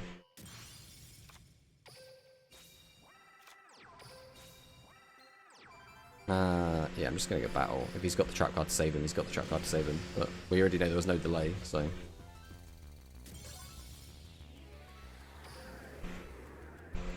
All things considered, this is going quite well. Yeah, I think Spellcasters is a deck that... It's like... It's just outside of the meta, I think is kind of how I look at it. Like, there's the decks you'd actually take to a tournament, right? If you're trying to win.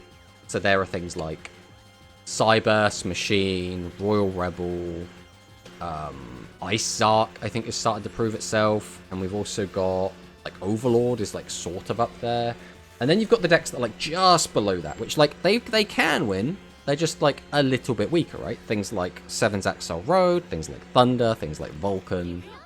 And then, like, you can kind of go down, like, almost like another tier, I guess. And you get to, like Worm, Psychic, like Blue Eyes. They're all kind of down there.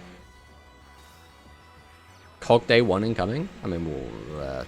let's not count our chickens before they've hatched, especially when we open hands like this. Alright, we go Mage. Activate Mage. Reduce. We're going to go ahead and Tribute. Summon. Activate our skill.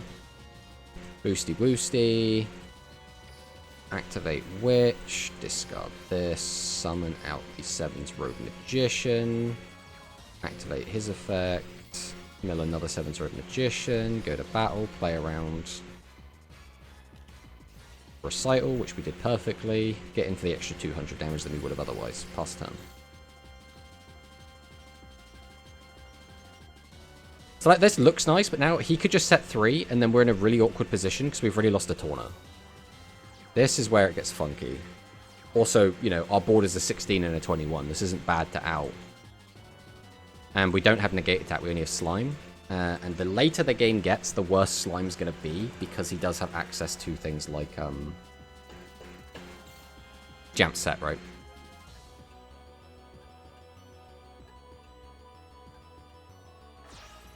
These decks are like very similar in a lot of ways. The old Psychic and the SAR. Ready, beat! We're going to boost the attack up. Reveal that we have a brick in our hand. Add a 1500. Summon it out. Activate so we can have beat over both. Which again is fine. Just toggle off. But this doesn't work down. Good luck. I mean, we've already lost in the Angel Cup scrub. We are just we're just playing rank now. Ugh, we've drawn like ass as well.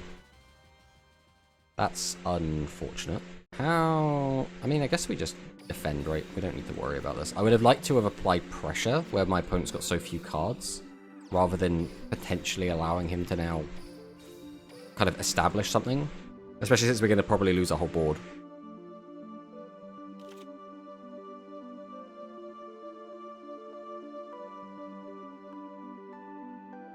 Let's see what he's got. Let's see what our Psychic opponent has for us. Maginical Miracle. Okay. Can't use its effect. We can distribute out the candy from our hand. Use Ready Beat.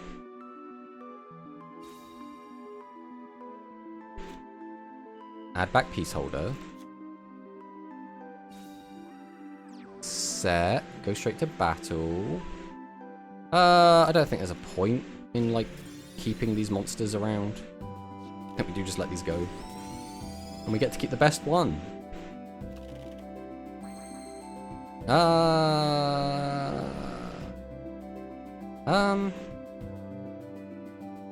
matter what, it's not going to be a meaningful difference in damage. So 1, 2, 3, 4, 5, 6, 7. It comes down to...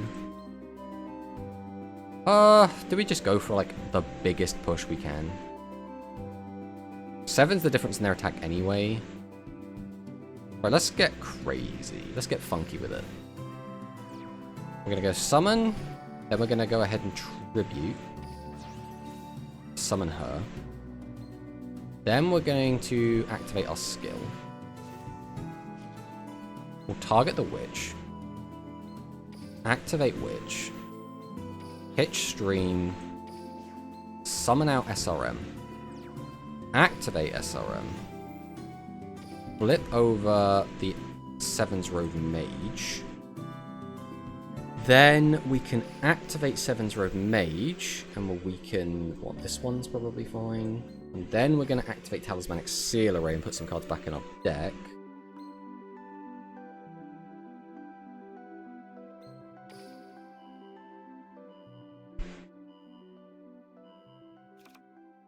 And weaken that one down. And we're going to set this, go to battle. We're just going to, like, punch really hard.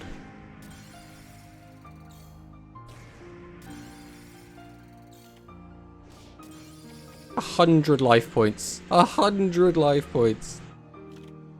Now, this is where things could get scary, though, because now all of his crap's turned on.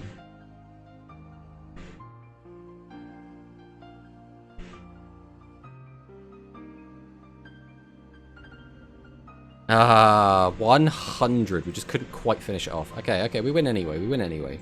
Everything is fine. Everyone stop panicking. Alright. I mean, we're enjoying playing the Spellcaster deck, right? It's been a while since we've actually played the Spellcasters. Now, we might have lost to Dwan in the tournament, but there was a little bit of bad luck involved there, so we're not, like, too worried about that. Now, Sparks would be perfect. Listen, only Marco is allowed to play Sparks. That's the rule.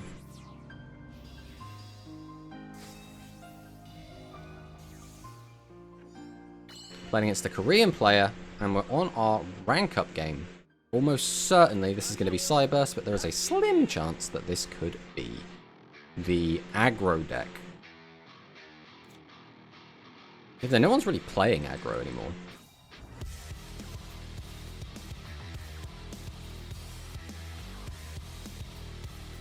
Gets the whole hand empty. That's always a little bit scary. There's Valk. I think we just hold the Valk. I think we will try and clear this board though. Chances are he has a lot of low defense monsters. Now he could be on Cyclotron. But that is a risk I'm willing to take.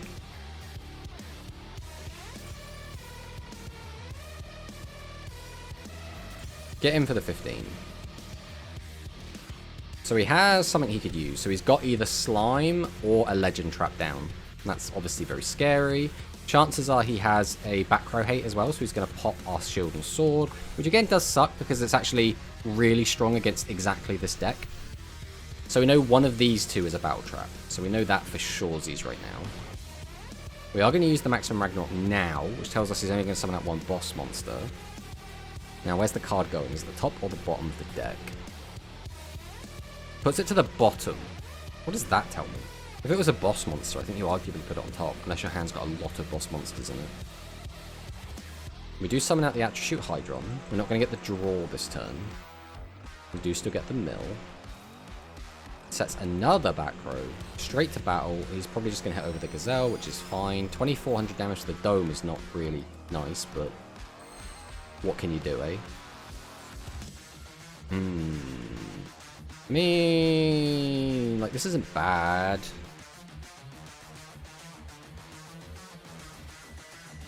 Do what? Summon, tribute both. In which case I don't need that, so we'll activate Dealer here.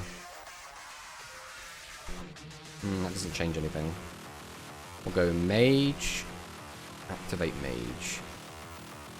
Target that. We're going to Tribute 1, Tribute 2. Activate his effect. I think we are also going to summon out Valk, just in case he has very specific back row.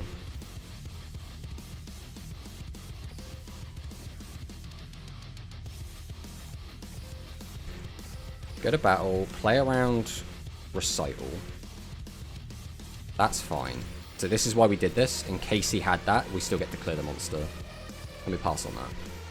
The issue is, chances are, one of these is another particle acceleration, and then we're just going to lose our other legend card, which is not great. There we go, flip over, yep, there goes particle acceleration, there goes our second legend. Tribute to the dude. Ooh, that's scary. Is that to empty the hand, or is that because you've got lethal? That's to empty the hand. Okay. Okay. Means we're probably okay here. Did that just so happen to 1, 2, 3, 4, 5, 6, 7, 8? Yeah, that got exactly 8 in the graveyard as well, so we get to draw. If he just doesn't draw a normal, we're in a really good spot. Now he drew like the best possible draw off of the top. That was literally the absolute best possible card he could have gotten. That is a shame. I'm not too worried about that. We're playing against one of the best decks in the game. We got really, really unlucky. He managed to pop both of our legends because that's just the only back row we drew. It happens. Nothing you can really do about it. We played fine. He just drew better. That's all that was. Alright. Next game, let's see what our opponent is going to have for us. Hopefully something, I don't know, not too spicy. Because when you play against like a real spicy deck, it's like, does it mean anything if you win? Like, it's kind of nicer to beat a like meta deck when you're playing like an off meta deck. We'll have to wait and see. We'll see what he does. See what our lovely opponent has for us.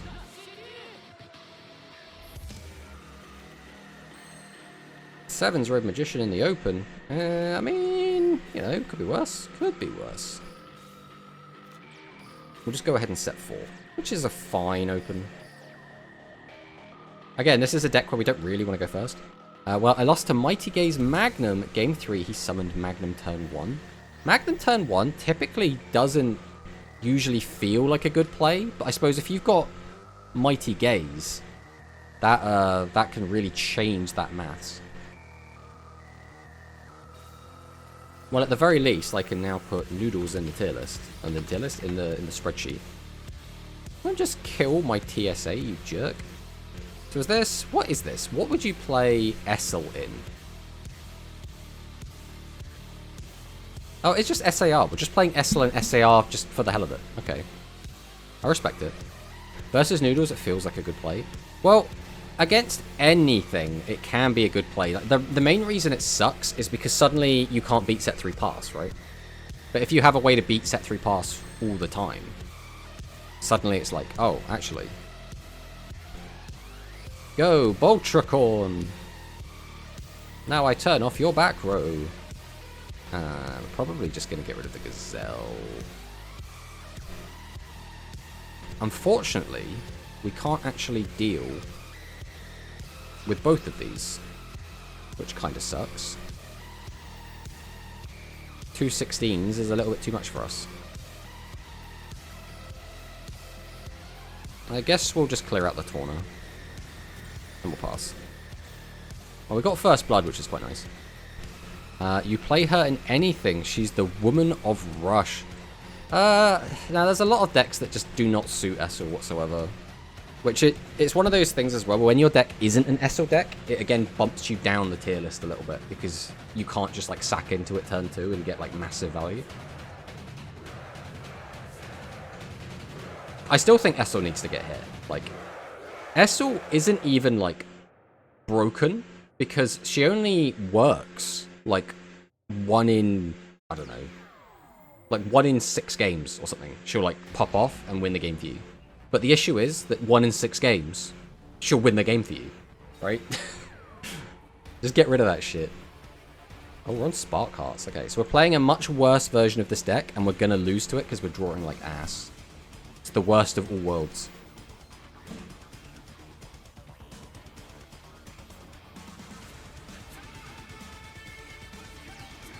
How do we do this? We need to find a witch off the top and a normal summon.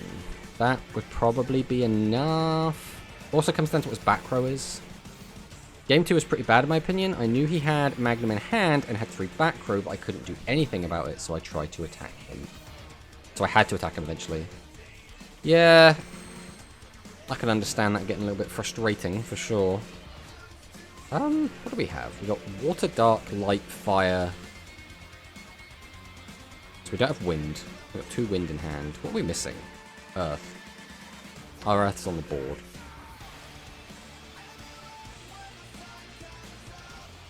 I kind of don't want them in the graveyard, to be honest. But what else are we going to do with it? Let's go Mage.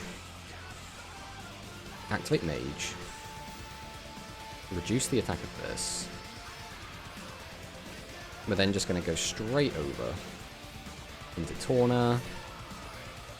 Activate the skill. Target the Torna.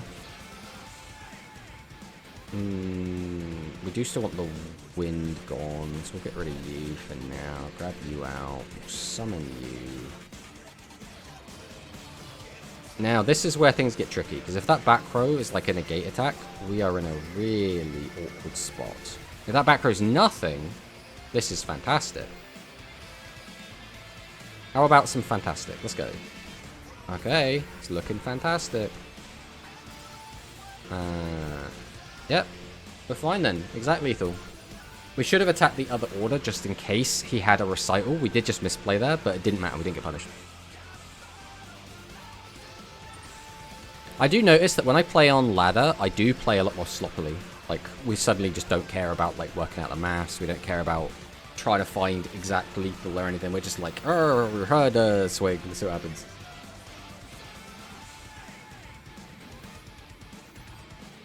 It's Manicist! What are you doing here, Manicist? Get out of here.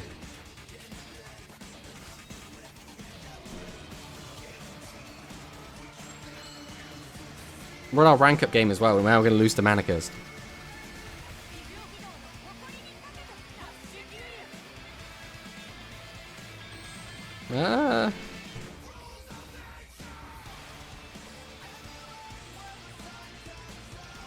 think we do this. Let's see what Manicus does to this.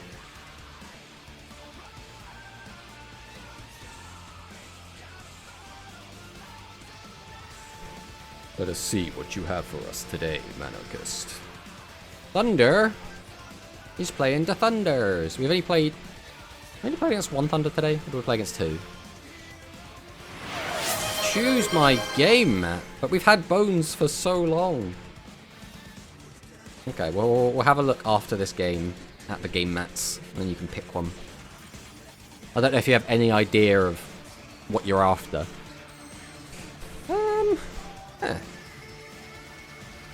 Doesn't really change anything, does it? I think either way we summon Dealer.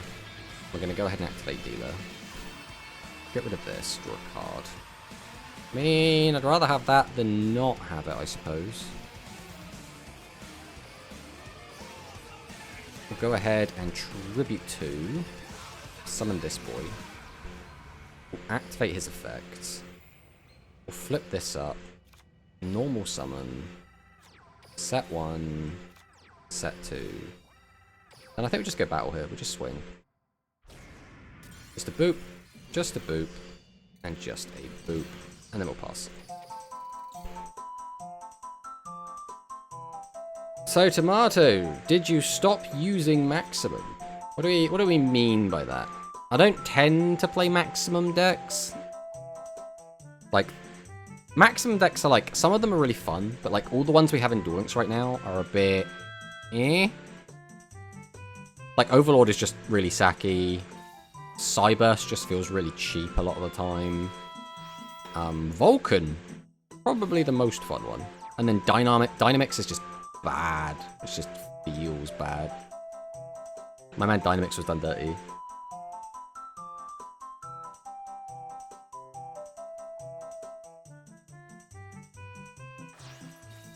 Summons 2, tributes 2 for Boat. Activate Boat. Bring back Lizard. Set another back row. Activates Lightning Trigger, so he's got a double tribute in hand then. Could be Trigger Drago.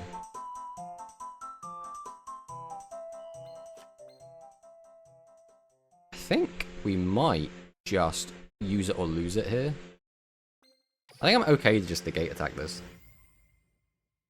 Like, there's a good chance, like, nothing bad comes of this.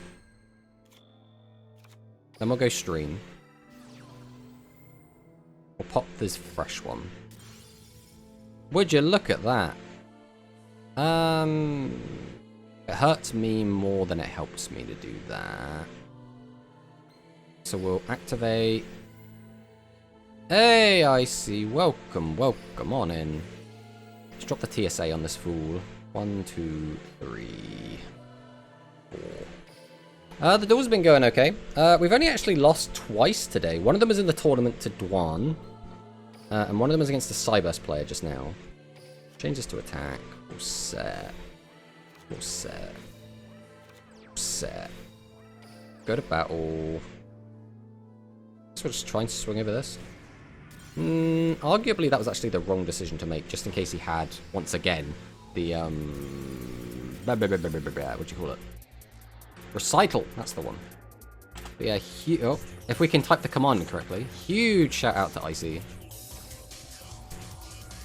Honestly, since we've started these streams a little bit later, Icy, you've been showing up a bit more, I've noticed that. Had Slime in hand but couldn't set it because I couldn't use my other sets. What were the other sets out of curiosity? Were they like TSA without enough cards in grave, or were they like back row? Because I had back row, so you could have popped that. I have no idea what they were.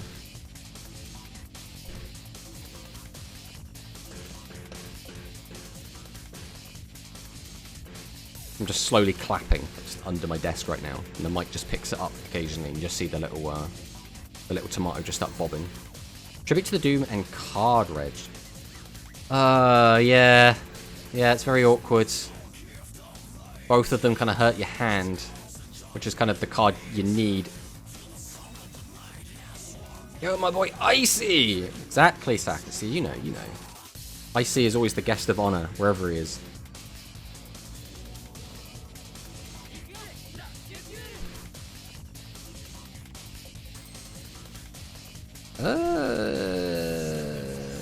I mean, we could just set 3, but that feels kind of shit.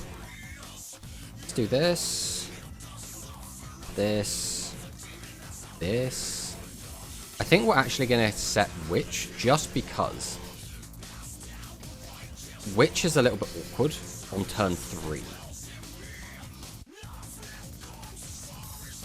My other option was discard the Carrier with Tribute to the Doom set and set 2, and then I can set both back row and hope you don't pop both.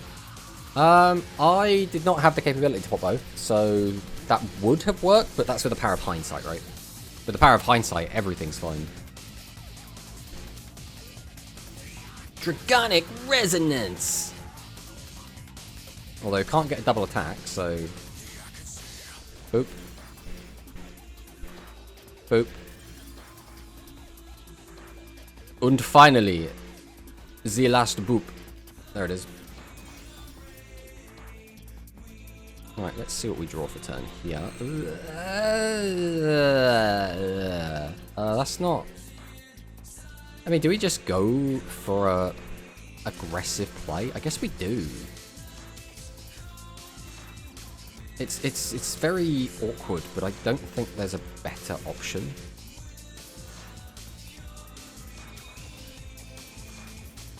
So we'll go SAR, boost this up, then we're just going to drop the TSA.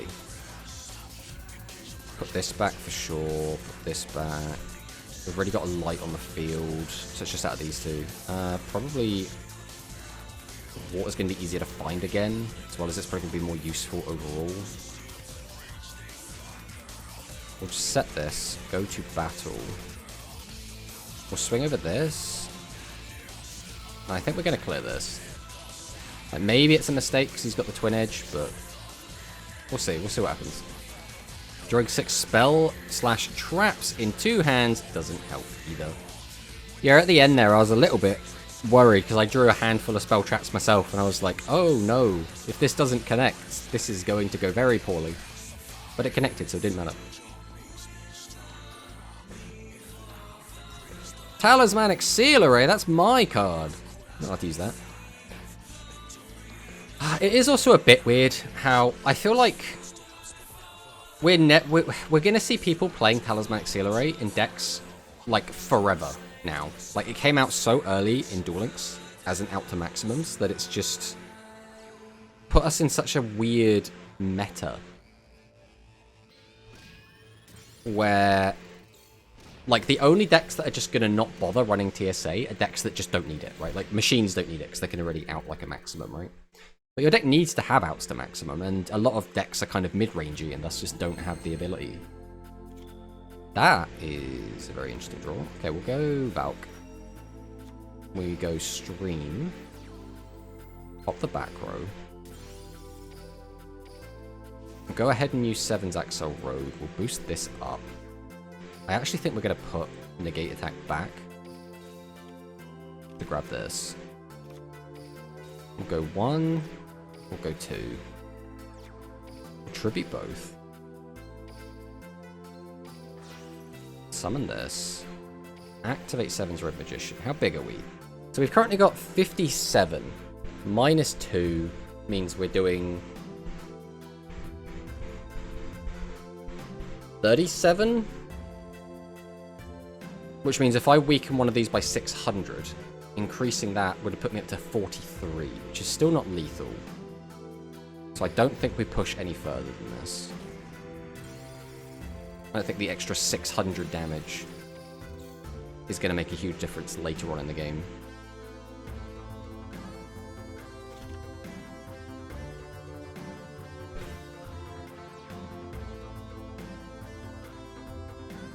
Okay.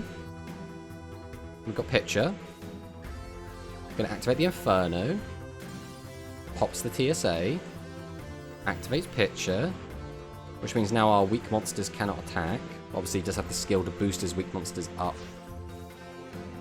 We're gonna summon out Piercing Dragon Bunker Strike. Presumably, we're gonna use the effect mill 1, draw 2. Then we choose 2 cards from our hand. Put on the top or bottom. Selecting the top of the deck, so he wants to see these cards next turn, assuming there is a next turn.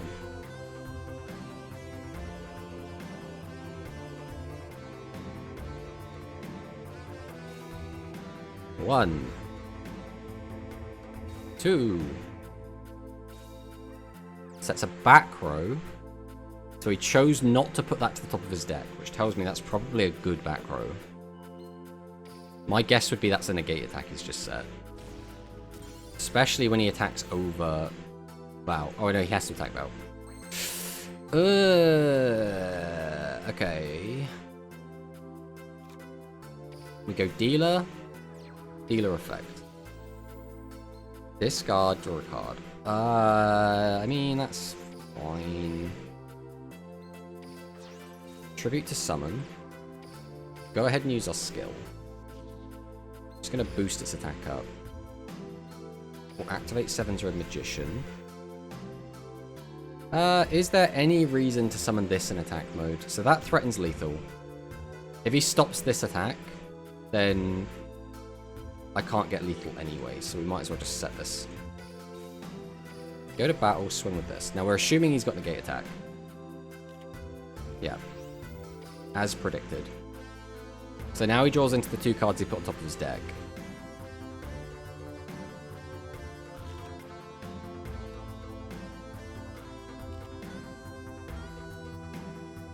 Yeah, that doesn't do anything.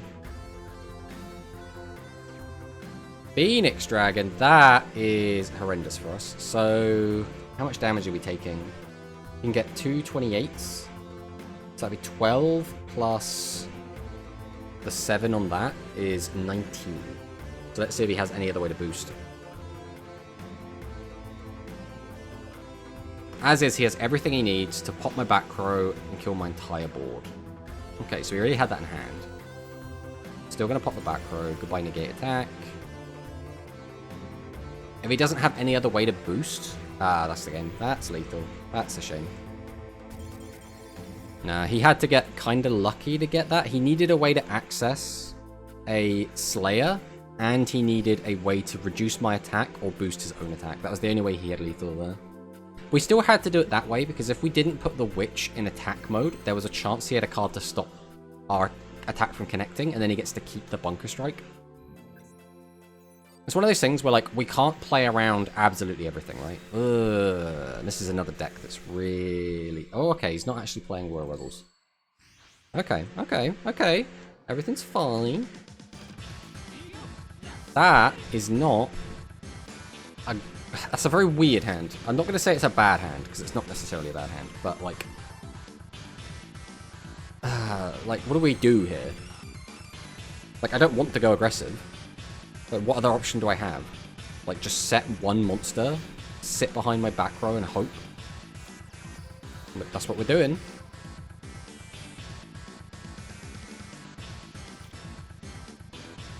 If he pops our back row or goes, like, super aggressive, though, we just get absolutely clapped here.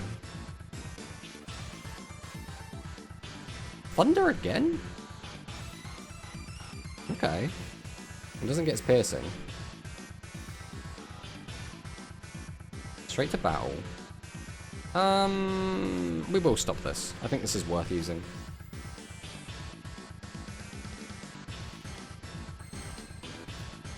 Okay, so here we're going to end on... But what are we going to end on? Either way, we're not ending on mage, so that's fine. We can just drop this now. We'll flip over the stream. Pop the back row. Activate mage's effect. Weaken this. We'll then go ahead and tribute this to summon this. Followed by activating its effect. We'll send this to summon out the boy. Activate its effect. Oh, yeah, we didn't use our skill. We just lost out on 400 damage, which kind of sucks. It's not the end of the world. 400 damage obviously would have been nice, but... No use crying over spilt milk. And we'll pass on that.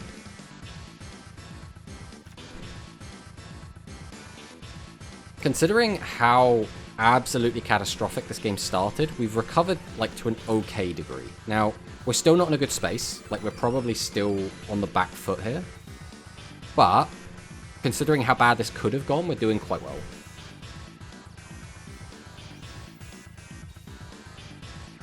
be really nice if he didn't have the exact curve he needed to get out 3 really good high attack monsters. That would have been really nice, but he drew very well.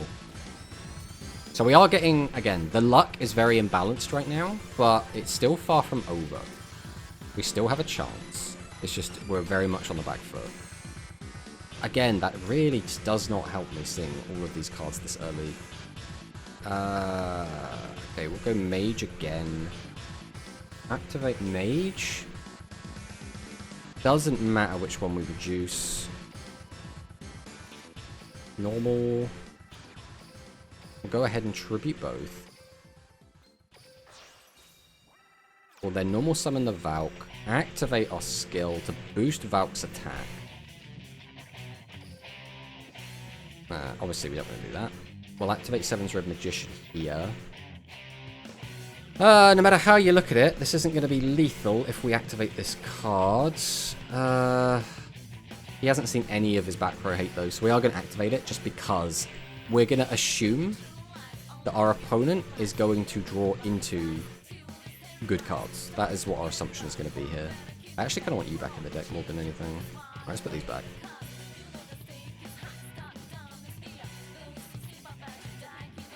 Let's weaken that one down. Go to battle, swing over this. And then we'll just swing over this. So he could have had an extra 900 damage here. So if we get him down to like less than 900, then we know that we punted.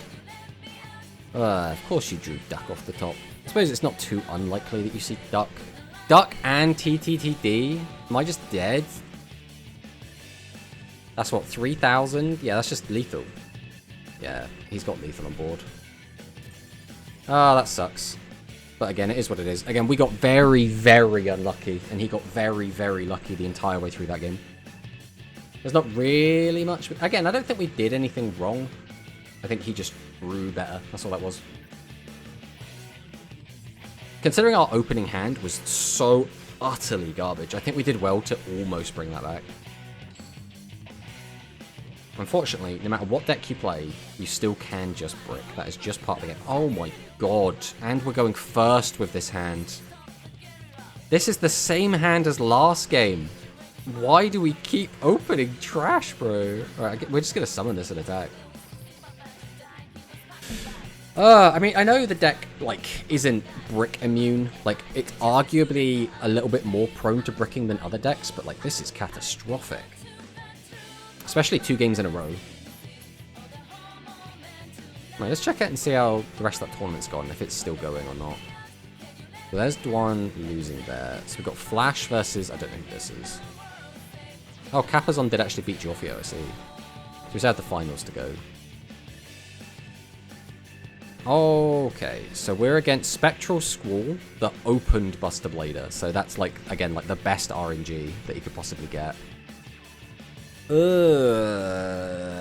mean, if he doesn't see Ice Sark from here, he's going to be in a pretty bad spot. But he's basically just playing like a better version of our deck, which is very awkward for us for obvious reasons. Right, we'll summon.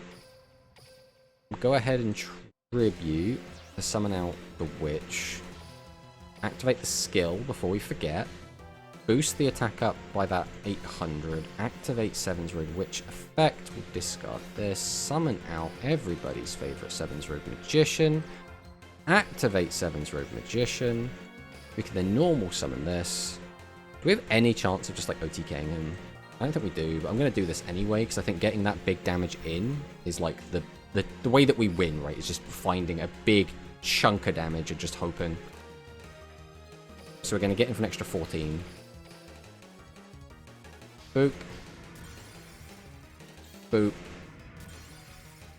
Boop. So we got him down to 800. Which means if he does just leave something in attack mode, we could just kill. As long as he doesn't just do exactly the same thing to us. Because he could quite easily now summon out... Yes, he's going to turn off our back row, summon out another monster, tribute both for Ice Sark, activate Ice Sark effect, bring back Buster Blader. That's what we're expecting. And then he just cleans up our whole board. But we might not be dead, and that's the big part. Alright, there goes Slime. That's pretty big. That means the only thing we have to worry about now is going to be the negate attack. Right, there's the Ice Arc as predicted. Use Ice Arc effect.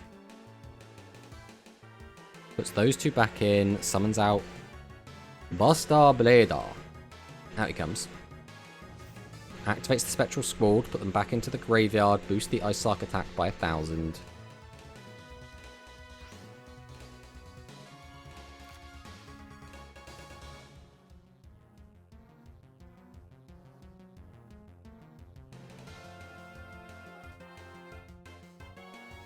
What else have we got?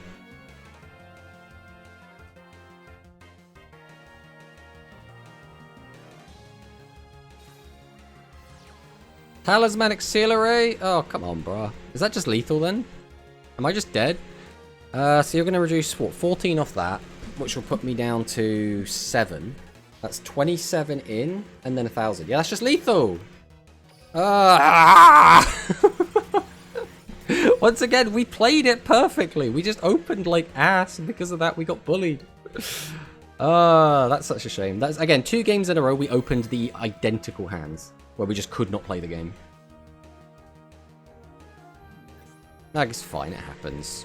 We can't just expect that to never happen, right? We're going to break. That is just a thing that's going to happen. Alright, is this actually a Mimi deck? Of course it's not a Mimi deck. This is probably going to be just like Blue Eyes, right?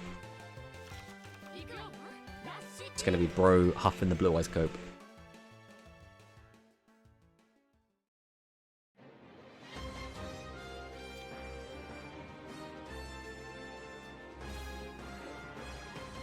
Essel? It's the wrong turn for Essel. Oh, predicted. It is the Blue Eyes. Okay.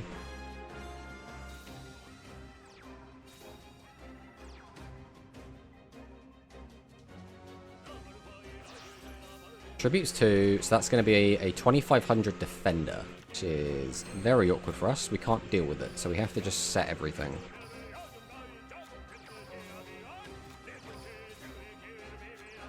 And then we pass. Not the best, but let's see what happens.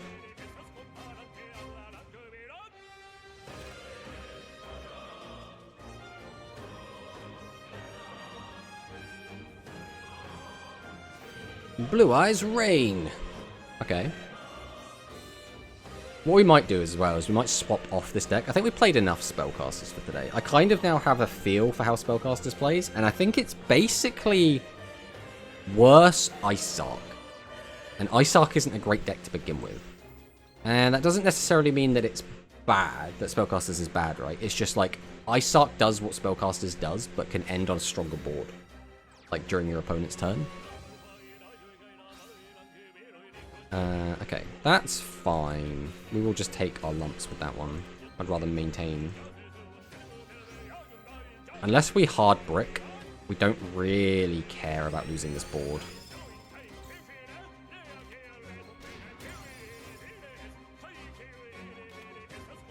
Of course, to beat double 25, we now need to find a witch off the top. Fingers crossed. There's a witch off the top. That is what we said we wanted.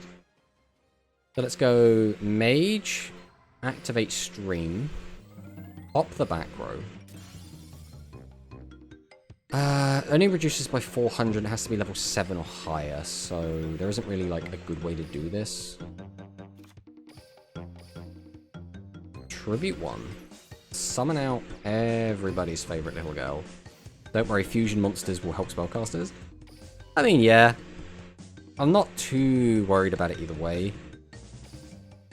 What do we want to get rid of? Probably Stream. What do we have face down at the moment? Negate attack. Yeah, okay, we'll put Stream back. It comes down to, is there a reason to have the third monster? Kind of. We're just going to send it. We don't need the third monster. Third monsters are for chumps. We'll set this on the board, go to battle, and now we're just going to clear over both of these. We can let him keep the witch, the Torna, that's fine. We'll pass on that. All tied up on life.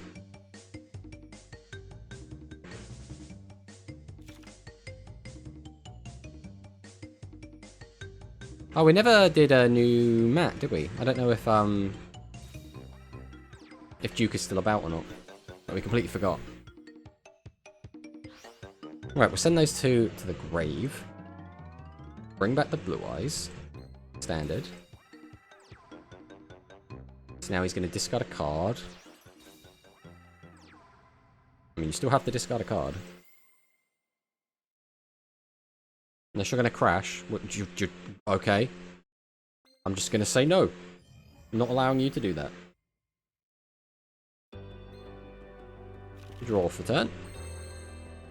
That is most definitely a hand. Okay, we will tribute over this. For this. We're going to go ahead and activate our skill.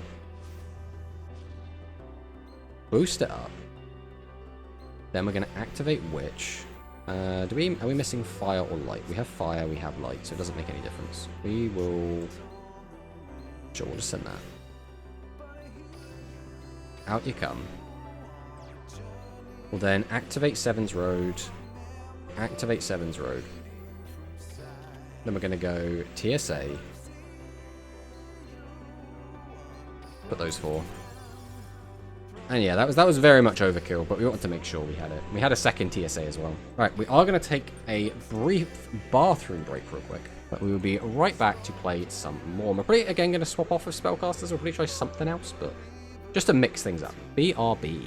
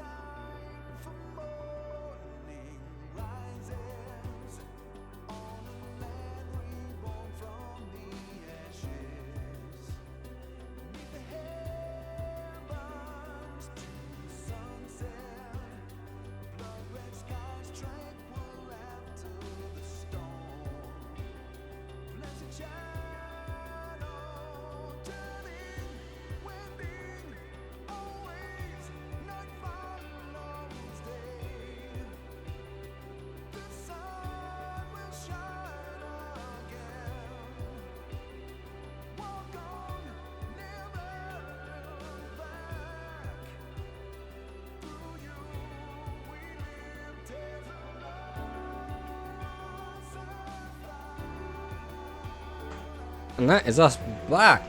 Now the question is, what deck do we want to play? We want to test out some stuff, because again, we do have quite a big tournament on, like, tomorrow. So we probably want to test out, like, some stuff that's actually going to be kind of good. Or, like, potentially good. What about Thunder? We haven't played Thunder in a while.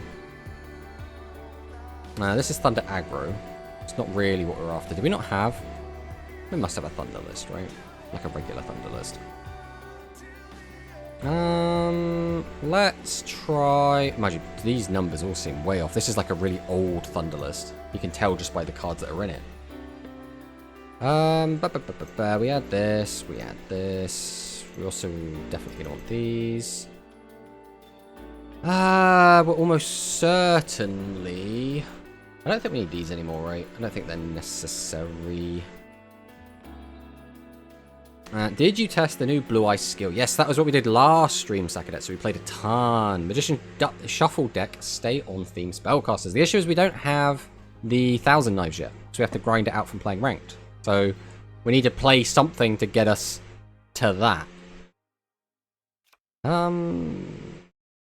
Christ. The issue is that a lot of the cards for this... I don't want to play like less than the 3 Trailblitzing Thunderbolts, but there's just so many spell traps you want to play in this deck. Look at that. Look at just how many we have here. We almost certainly get rid of that for Tribute to the Doomed now, right? There's just too many maximums running around for us to not. As well as the fact it's just a genuinely really strong card. Let's try this. Let's see how this goes. Because we do like Thunder. I do really like... We did play a lot of it back when it was... like, new. And we did really enjoy it. So we're going to try this out for a bit. Because again, There is a big tournament on tomorrow, so if anyone doesn't know, tomorrow is going to be the first of many Challenger Cups, which is a like European-only tournament where you can play basically whatever you want, because the rule is you can change your deck whenever you want. So if you're playing in a best of 3, for each of your games, each of those 3 games, that best of 3, you can use a completely different deck. So you can chop and change your deck as much as you want throughout the entire thing. So it kind of rewards like playing the field and knowing absolutely everything in the meta, right? Let's go like triple attack mode angler coilfish. That's kind of funny. Then we'll just pass on that. That's what they do. No, that set Mighty Gaze Magnum is destroying another Noodle player in the final. Oh, Noodle's made finals as well.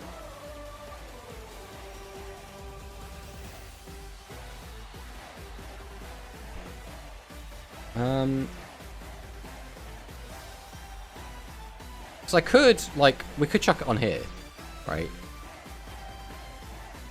But I don't know if, like, restreaming is considered, like, poor sport. We can watch a little bit of this while we're, like, in between games. We've got that muted. So yeah, it's currently going on.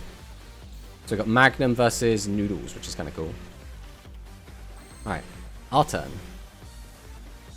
So it's turn 3, so we can't use that. We've got 3 high-level monsters in hand, which is really not great. I guess I'll go Essel just to dump more stuff in Grave for now. We'll set. We'll go ahead and Tribute 2. Activate Stormbolt Destroyer. We'll grab this out. Out you come.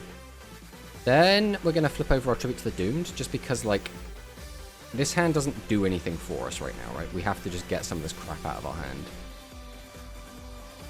We'll activate our skill. I guess we'll weaken this. Go to battle, swing over. Oh, I've attacked the wrong one. I'm an idiot. Oh well, we're going to crash. That's what we get for not paying attention. It is punishment. It's divine punishment. That's what that is. But now we can go back and watch the game that we're actually trying to pay attention to. Oh look, Quantum Cubes in chat. Okay, so we've got this going on.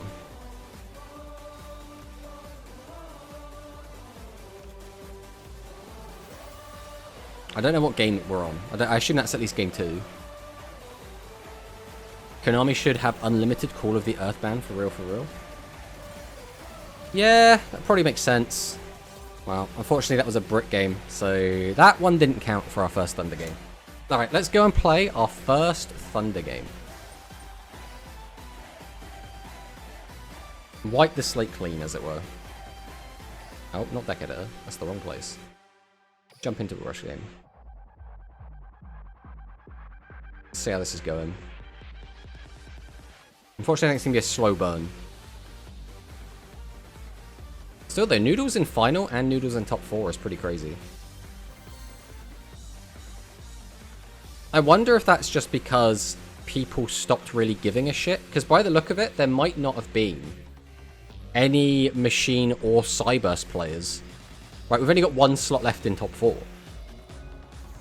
Hey, Hunter. Welcome, welcome on in.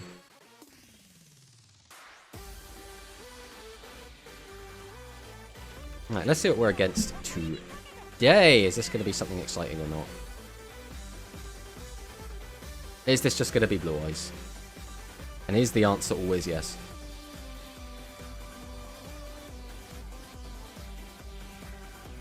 Just check back in on the old tournament, see how it's going. Noodle beat Machine in top 4? Ah, okay, okay. Very interesting that people have started experimenting with it now.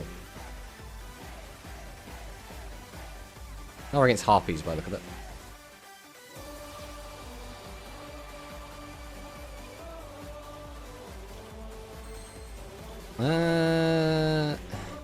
Tribute set. 1 tribute. I mean, I think we still do this either way because it's Harpies, but like, we're not expecting to actually clear this.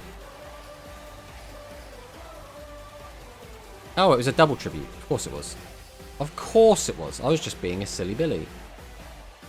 Again, it's really hard for me to focus when I'm trying to watch this instead. Alright, let's see what's going on here. So he's got the extra spice. The thing is, the advantage... So, historically, Noodles was the hard counter to Overlord. But a big reason for that was they didn't play Limit 3s. So you could play Earthbound and Negate Attack and... Majesty. And having all three just meant, like... It was just a free win. Yeah, that's fine. I'll take 1,000 damage. Right, could I see a boss monster, please? Nope, not allowed them.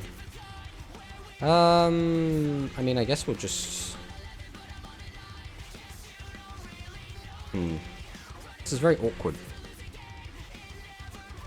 I can't, like, get these cards out of my hand.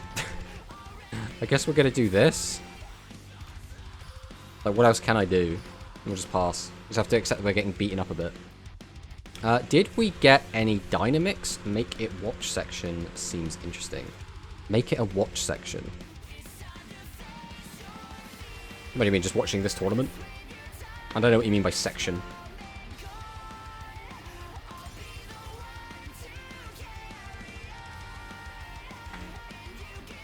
Okay.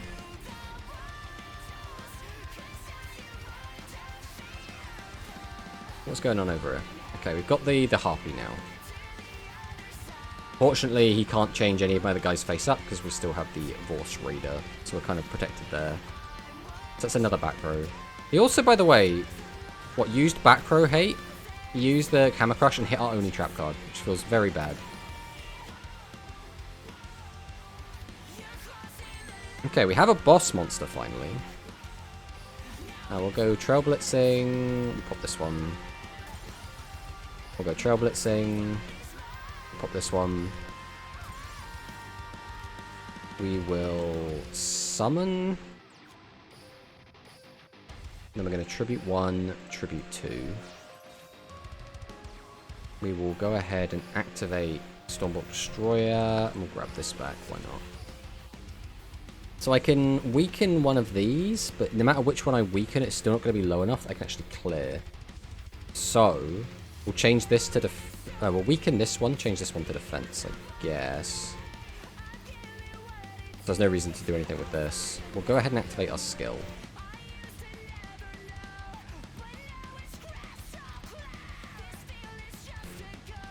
Yeah, we'll weaken this one.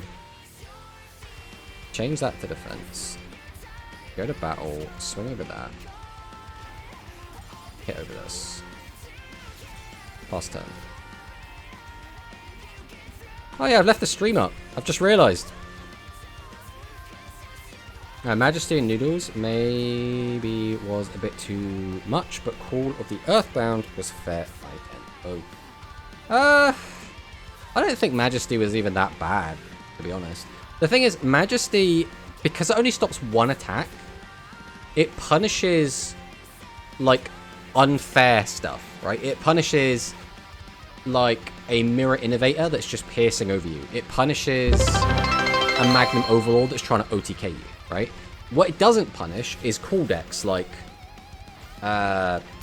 Noodles, like the original aggro Noodles. It doesn't stop Spellcasters. It doesn't stop Psychics, because it only stops one attack, right? Hey, thanks for the follow, 999. Also known as Litly Kine? I'm gonna have Litly Kine for that. Alright, back out of this quick. You can all watch my boring game instead.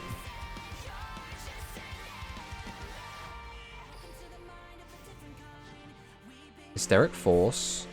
Boost that guy up.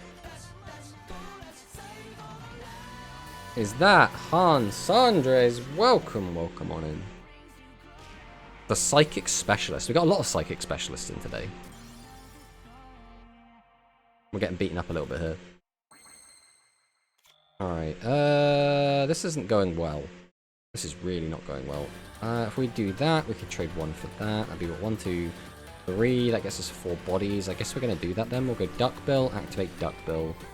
We'll pop this back in the deck, because why not? We'll grab back the Destroyer.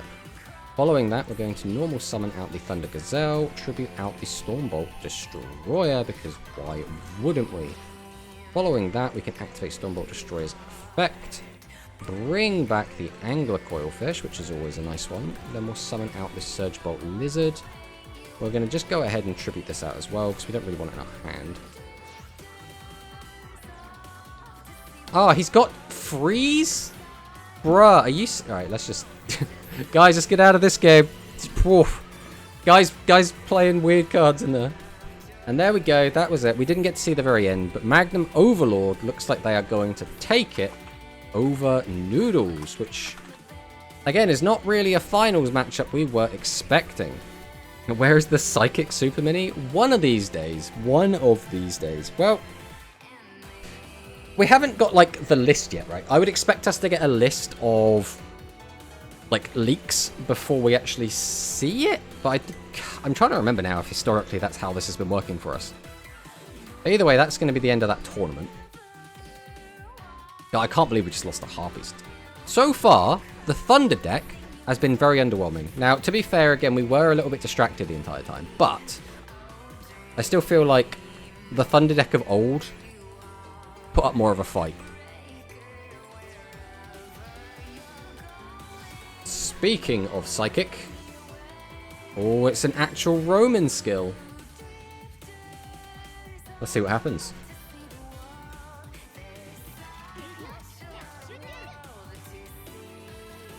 Draw for turn. Well, unfortunately, Essel on turn 1 is not really where I want to see you. It's all those turns that aren't turn 1 is where I want to see you. Or, I guess more specifically, just only turn 2. Alright, let's see what our Psychic opponent has. We did play against a Psychic player earlier when we were playing Spellcasters, and we did absolutely demolish them. Let's see if this one is going to fare any better.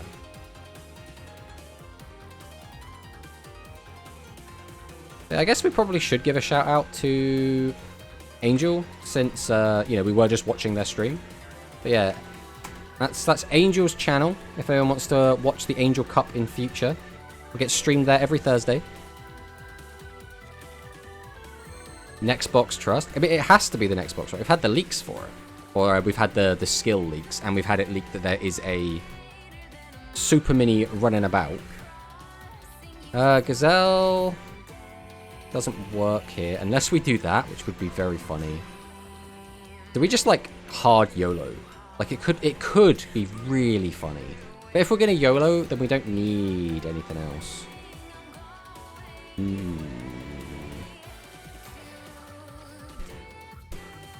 Alright, let's start by flipping this up. That's step 1 of the plan. We'll activate Essel, mill 2. Then we're gonna tribute 2. Summon this. Then we're going to flip up Blast Jaws. I'm going to activate Blast Jaws effect. Sure, we'll put this back in. We'll boost you, why not? Then we're going to summon Angler Coilfish. We're going to activate our Trail Blitzing. And pop the third one. I'm feeling good about the third one. Oh, that was a good one to hit. Then, I think we're going to go ahead and flip over Tribute to the Doomed.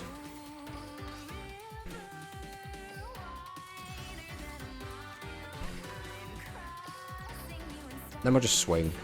Oh, he had another trap! We hit the legend and he had the slime anyway. Feels bad. Oh well. On the plus side, he didn't drop life low enough to be meaningful, right? 4,000, I don't think there's anything you can really do. What is that spell card? This is Card Revitalization, which is both players discard as many cards as possible from their hands, and you commit one face-up monster from your field, gain attack equal to the number of cards sent to the graveyard by this effect times 300 until the end of the turn. Which is kind of cool. Usually they data mine cards before release/announcement, but every now and then they do a shadow drop. Yeah, that's kind of what I'm expecting. I'm expecting the data mine, but like you say, there could just be a shadow drop.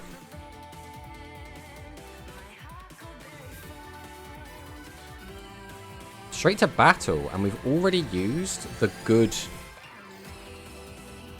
trap cards. I guess he could have Recital. Okay, we'll go ahead and use Blast Jaws. We'll pop this back in. We're going to boost this up. Then we're just going to go ahead and summon Essel. Activate the Essel. Okay, there's Trigger Drago. Tribute 1, Tribute 2. Summon out Boat. Then we can summon Duckbill. Activate Duckbill. Pop you back. Bring this out. Then we're going to Tribute 1, Tribute 2. Activate his effect. Activate his effect. Bring this back. I kind of want to use this, just because it's really funny. We don't need to. We win anyway. Is it new? It's newish. It came out in the latest mini box, but that was a while ago. Alright, we got to pronounce this name now. Ahmed Voida? No, Ahmed. Ahmed Voida. That makes a lot more sense. My brain was just like, it's an anime name. Have you ever thought about changing your name to Ahmed Voida? Because Ahmed Voida does sound kind of cool.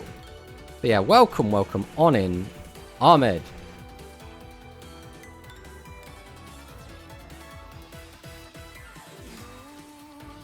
Alright, we're against Yuga Zibang.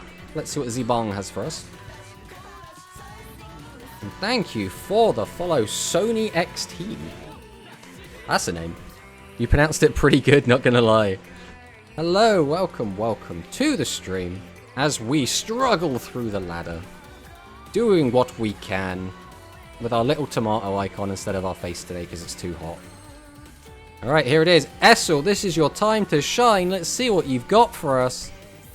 Essel actually did a thing. Welcome to the field, Trigger Drago. I think we just keep the other one in hand, right?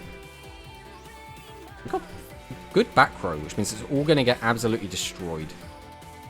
I'll go battle, swing with this. This could be an 1800 defense, but as long as it isn't exactly that, we're fine. Ooh, we're against Magnum. The Great Magnus. See what he's got for us. You still on the Limit Essel train? Yes, Essel sucks. Essel is such a weird card, just because it's still a card that can just win the game out of nowhere.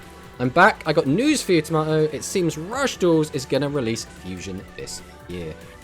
Have you got a source for this, Duke? Because everyone's already assuming that. Like, anyone who, like, has watched the show or knows the cadence of release or just knows, you know, what would make sense, I guess, kind of has already assumed that. But I haven't seen any concrete evidence thus far. So I was playing the game when it had only 3 boxes in the shop. Is it still playable for OG? I mean, kind of. Only the release. Where have you got? Do we have receipts? Do we know for suresies what's going on here, Duke? Or are we just spitting?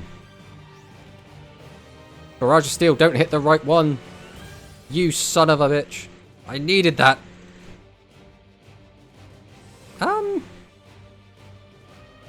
I feel like we're kind of okay here. Why do you do that, Zibang? Is this all part of your master plan? I'm just not privy to it. We could summon that, get the boat. The issue is, no matter how we play it, we can't get everything we want. Which is rude, I want everything. Alright, we're going to get the boat out. Oh, we can't get the boat out. We don't have a boat in the grave? We don't have a boat in the grave. Okay, that makes my play a little bit simpler. I guess we'll just tribute these out. Summon. We'll just start milling. Activate the skill.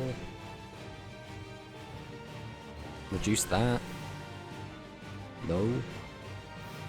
Go to battle. Swing. And he has the negate attack. Okay, so we're basically fine as long as our opponent doesn't hard draw the max here. Like I was playing Weevil and Bakura. Ah, right. We're talking about literally when Duel Links came out, right? I thought we were talking about Rush. Okay, in which case, no. Your old stuff is going to be completely garbage. Not remotely playable.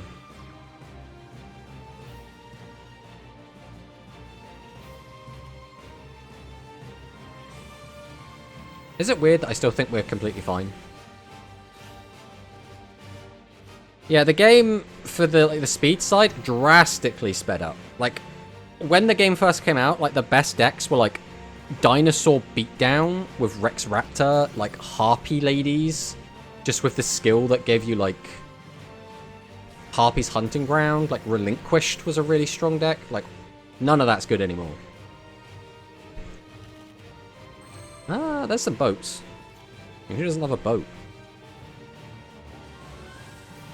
Unfortunately, our opponent's hand is not empty, which does make things a little bit awkward for us. We can...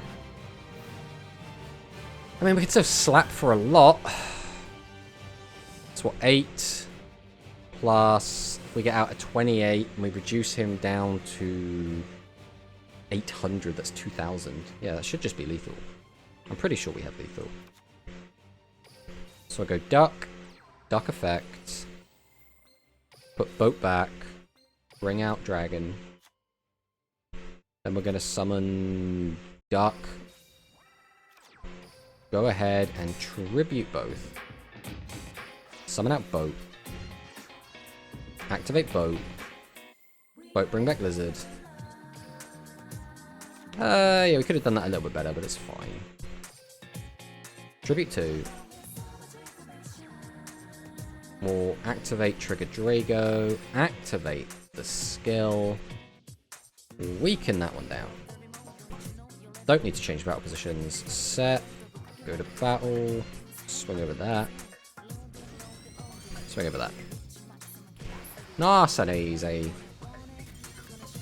Oh, I mean, if you had Star Ceres, you'd be good. But he's literally talking. He played way, way, way back. I don't know how long ago they were released. Yeah, I watched lots of videos where people just spam one-turn victory stuff and wanted to make sure.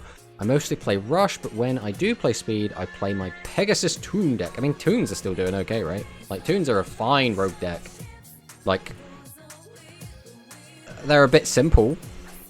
And they don't necessarily have all the tools that you would like to have, but they can still win.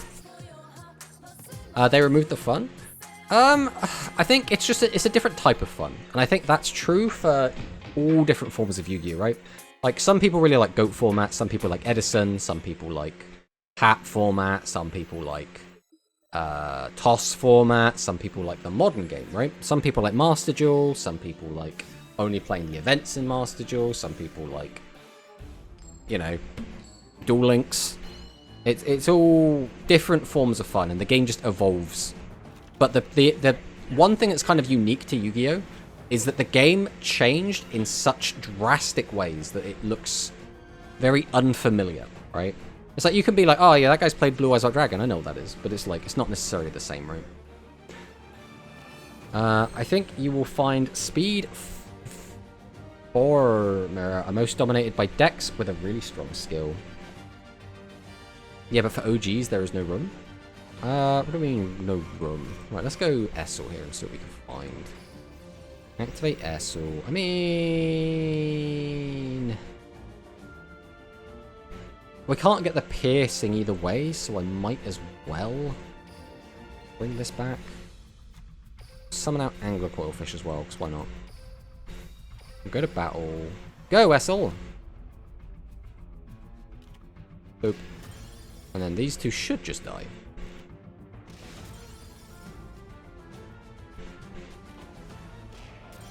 Let me pass. Wait, is our internet dying? Oh no.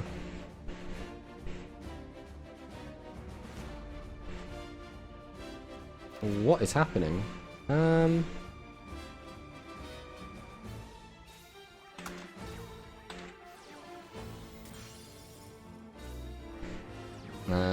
Okay, apparently the stream might be dying, so you have to bear with it if it is.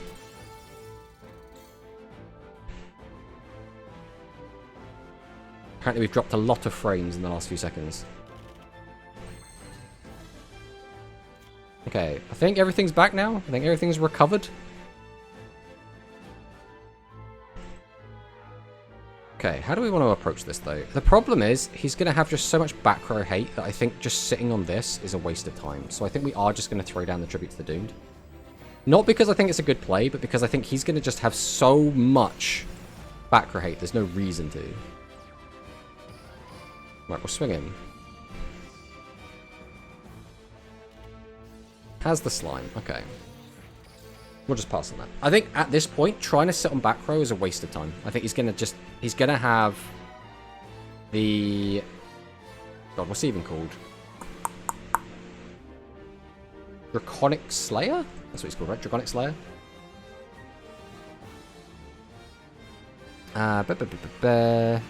Like, for me, I was looking for having fun again with Pegasus, Weevil, Bakura, or even Arcana.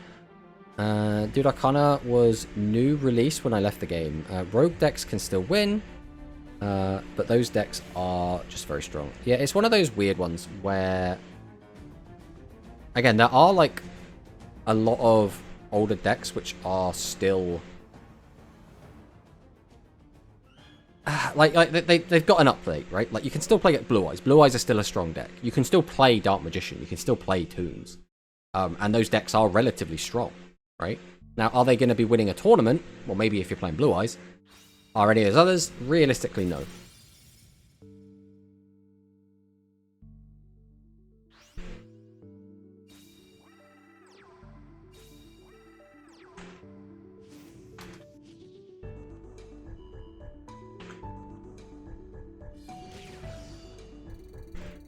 Okay. So we only took 1,500 from that. Realistically, that could have gone a lot worse. So we'll summon out Surge Bolt. And we'll activate our Thunder Blast. And we're just going to pop a back row. That was a really good back row to hit, not gonna lie.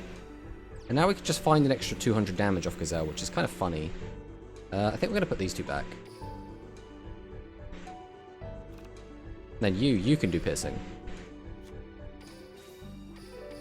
We have to crash. This can pierce over for a whopping 200 damage, and we can get him for 13. The issue is this back row is probably going to be another Inferno, and just pop my back row. Wish they had an event for old decks alone. So, they kind of do, Ahmed. They have things called Legacy Duels, which are events where you get given a specific card pool that you can only use cards from, like, anime characters. So, it's not quite the same thing, but it is kind of, and they also do give you loaner decks, so you can just play with, like, you know, for example, they did the DM one recently. It was like you could just play with a Yugi deck. You can just play with a Marek deck. Oi, Tomato, just curious, I saw you tried Blue Eyes deck. Did you also try the other skill changes? What do we mean by other skill changes, Hunter? Because they changed, the only two skills I know they changed was the Blue Eyes skill and the Aqua skill, and you can't do anything with the Aqua changes, so... Tomato Legacy Duels are not really Legacy. Right, I understand that, but you do get given a deck, right? So you don't need... are we dead off this attack? We're not, right? We'll just take this. You don't need to, like, own all the cards to play in it, right? And I think it will scratch an itch. Is the point. I don't think it's exactly what we're looking for, but...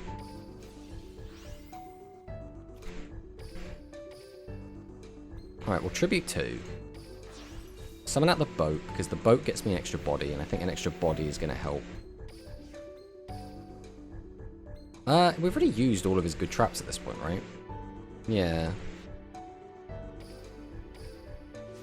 We'll go Lightning Trigger. We'll lower this thing's attack. Do we change its battle position just to guarantee we can clear it? I mean, if we don't, we're going, what? 800 plus 15, which isn't lethal anyway, so I might as well change it to defense. I mean, we could just do this. Which he needs exactly Recital to not die. Let's just put him on Gotta Have It. Another boss monster off the top there. Oh, don't tell me. Oh, come on. Come on, bruh. Needed exactly recital to not die.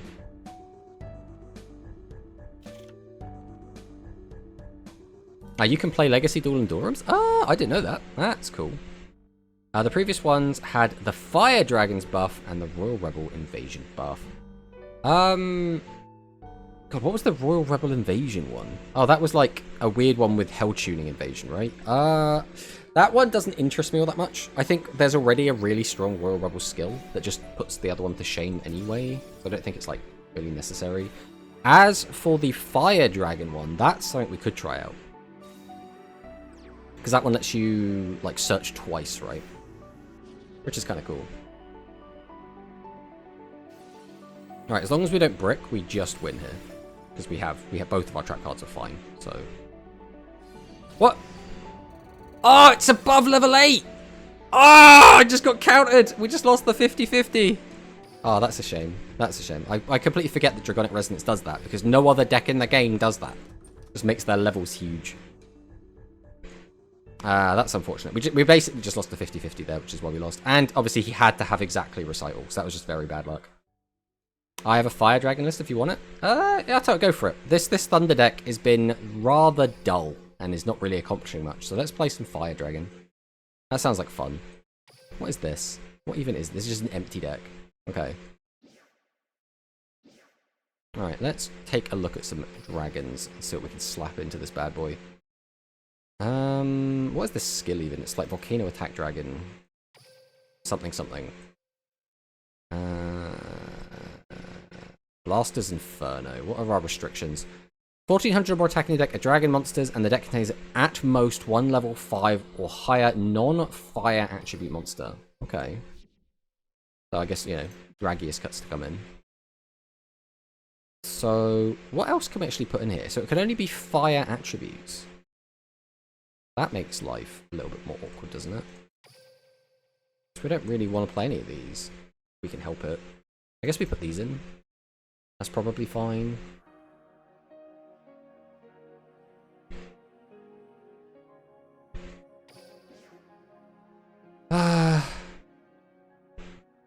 One level 5 or higher non-fire.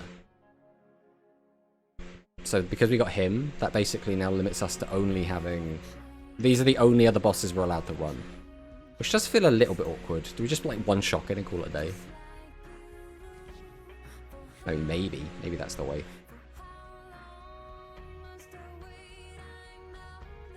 Right, what does the rest of the skill do? We should probably make sure we just are refamiliarizing ourselves. Choose one face at level 6 or higher fire attribute normal monster on your field. It gains 600 attack to the end of the turn. As level 7 monster, it can add Dragon's Inferno. Okay, so this is probably a good chance to actually then use the actual one that we're intended to use with it, right? Is he actually even worth playing? I almost feel like this is better. Tomato DMs? I don't see a DM unless you've sent it on like Twitch.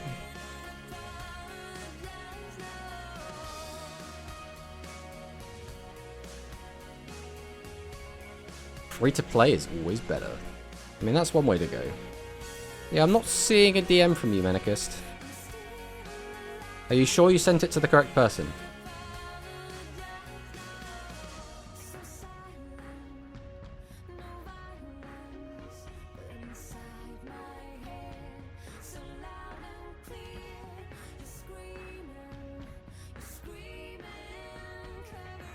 Right, well, while we wait for that to work out what's going on, we will quite simply start trying to build the deck ourselves. So, we need probably dragon stuff. That probably makes some sense, right? We're going to want these for sure. We're also going to need ways to beat the problem decks in the format. So we're going to want these. There we go, we have a list now.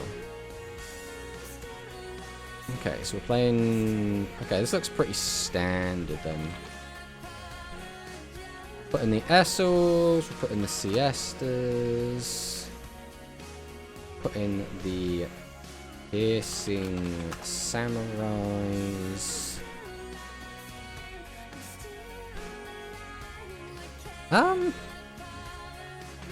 Draga, right? Draga, something. How do you say his name even? This one.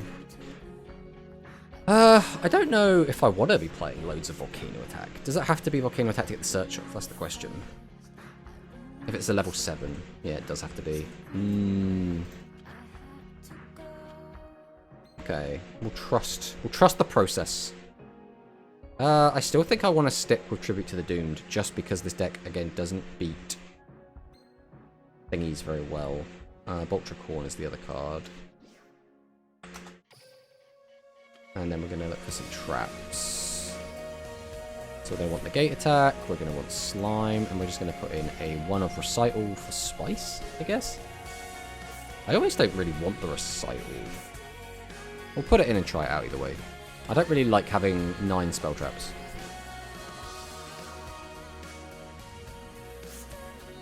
Also, 3 Volcano is at very least 2. You can search spell otherwise. Okay. Well, 2 Volcanic, Fire, Dragon, just to use Search back row hate-wise. Yeah, that's kind of what I was thinking. I think I am going to swap that around a bit, because I don't like the idea of using him like that. I think I prefer having less high-level monsters in the deck, because it does mean that we will brick a little bit less often. And you can still clear 25 with the level 6, right? It's basically 7 because you search 2. I mean, assuming everything goes right? Would you mind checking my starter deck I just started 3 days ago? Yeah? I think the best place to post it, though, if you wanted to, would be over on the Discord server. That's kind of the best place to just dump stuff.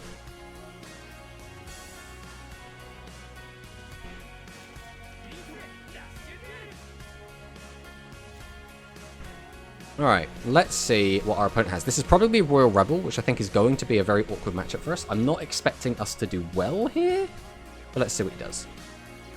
We've got the Invasion out on turn 1. I don't know I would have done that myself. Right, let's do this. Let's go Essel, activate Essel. We don't need that. Let's go Essel, activate Essel. Would you look at that? That's way better. Come on down, Volcano, attack, Dragon. Now we'll activate this. Target this. Come to my hand, Dragon's Inferno from the graveyard. We'll activate it. And we'll put the middle one.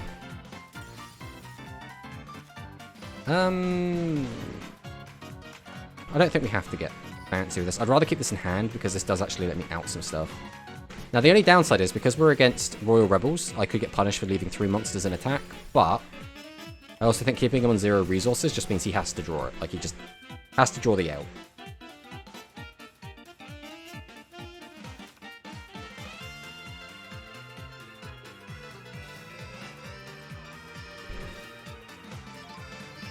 Alright, let's see what he has. So, we're just setting cards for now. Okay, we're keeping a card in hand. It's like a tribute set over. We also don't have any way to get, like, piercing in right now, which is, like, a little bit awkward. Blasters Inferno! Yeah, sure, why not? Come back to my hand again. Let's just keep trying to just rip his board apart as much as we can. Hit the negate attack, that's not bad. Guess we'll set this. I want to draw more cards is my current issue.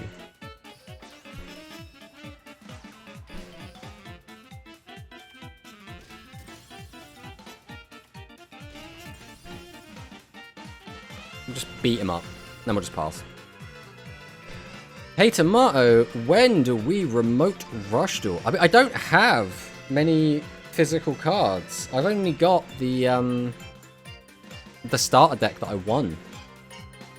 And it sucks. It's got way too many high levels in it. Okay. So I'm assuming a Doom is about to hit the field, which is probably for the best. We can use Slime to survive if we need to. Is that it? It's just a heavy metal. Heavy metal is the best we've got, is it? Okay. Take the 12, that's fine. I mean, that's funny.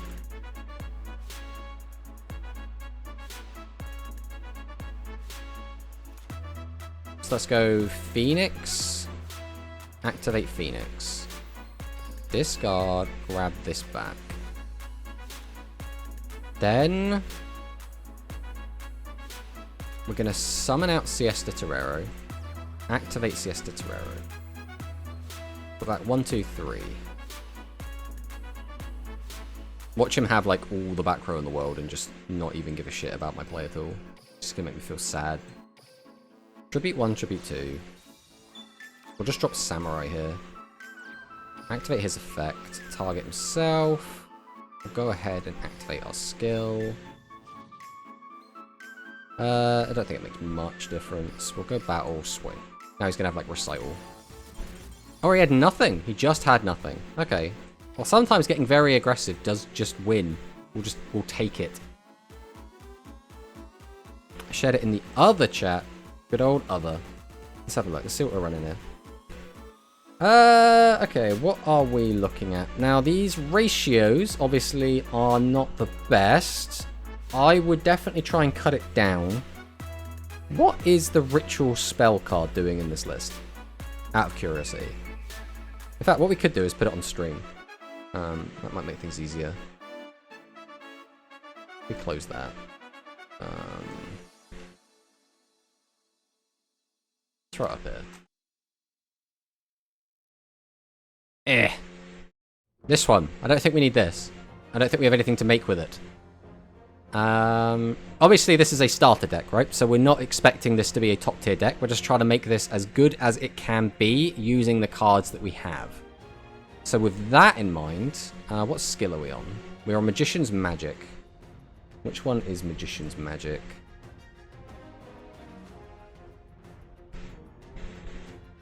It's bad ritual spell to make Magician of Chaos. Oh, we don't even have Magician of Chaos in here. Without having any rituals at all, it's probably not worth talking about.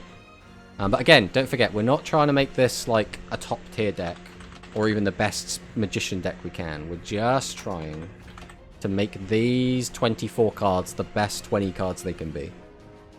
So during the turn, you can just summon Dark Spellcaster monsters and normal summon set Dark Magician without tributing. During your opponent's turn, you cannot summon monsters from your hand. Graveyard except level 6 monsters. Okay. Return 1 Dark Magician Gold, Magical Dimensional Magic Cylinder from your deck to your deck from your hand. Then add Dimensional Conjurer. Do we have Dimensional Conjurer in here? Conjurer's not even in here, is it? Might a Quantum Rush later. Ooh.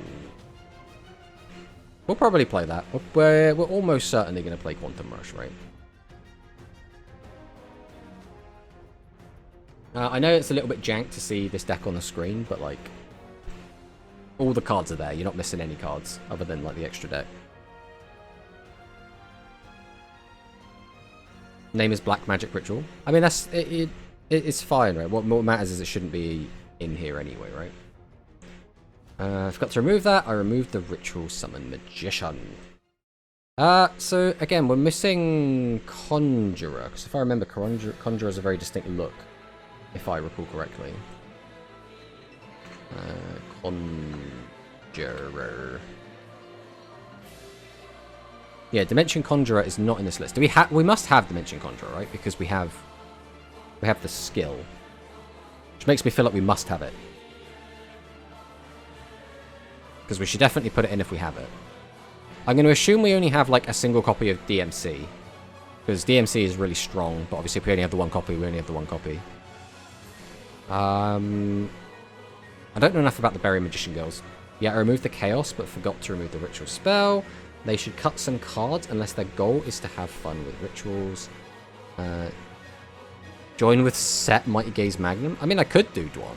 I could just rip that entire list off and just use that. It doesn't seem very fun, does it? But could just do it. The issue is I don't know what these traps do. Like, I don't think I've seen these traps before.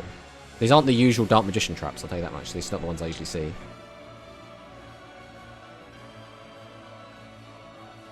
Battle Chronicle goes burr. I mean, how do you get Battle Chronicle? Battle Chronicle was a... Is it now part of a... like... legacy quest thing? Whatever they're called? Like, legacy mission? So you can just get it whenever? Second is Magician's Combination. It's free, I think. I know it was free before, but like it used to be a thing that got given out and then it was like chucked into your like post box, right? But now it's, in order to get it now, they'll have changed how you get it, right? Network, Trap Hole, and some DM trap. Wait, required cards 26? Why is it required cards 26? Is that part of the skill? Wait, I'm gonna share those traps. Let's have a gander. We got what? Magician's Combination.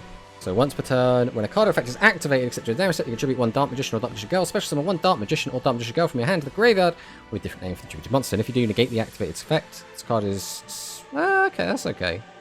I mean, it's not like fantastic, but it's okay. Prop summon DM or be a number of times with UD and color. Yeah, that's what I would expect. The problem is, like, most of us will already have the skill. So, like, finding out how to get it might be a bit of a pain. Let me see if I can. Let's type in Battle Chronicle. I've spelt Chronicle wrong. I've written Battle Chronicle, which arguably is even better. I've done it again. How have I mistyped it twice? Right, Battle Chronicle. So it is a lifetime mission. Why are we looking at a DM deck? Because one of our friends, Ahmed Voida, is trying to get back into Duel Links, and we're trying to build him a deck using the cards in his current pool. That is the logic. The other one's Network Trap Hole. When your opponent special summons a monster from the main or graveyard, banish it face down. So yeah, probably a good thing to do is take a look at your lifetime missions and try and find the requirements for unlocking Battle Chronicle. Which, if we click on this, will it tell me? Will it tell me what it is? Come on, DLM. You can do this for me. We can do this. No, it's not going to tell me, is it? Sag. But it should tell you what you have to do to unlock it. And then Battle Chronicle will be a pretty strong skill to go with Dark Magician. And the nice thing about Battle Chronicle is you can also play it with Blue Eyes White Dragon. So if that interests you also, you can try doing that. That's why we were winding down the stream anyway. So it's like, you know, we could either just play more, you know, dark. We could play more like Fire Dragon, or we can do this. Does he have Successor Soul? Oh, that is a question. Do we have Successor Soul?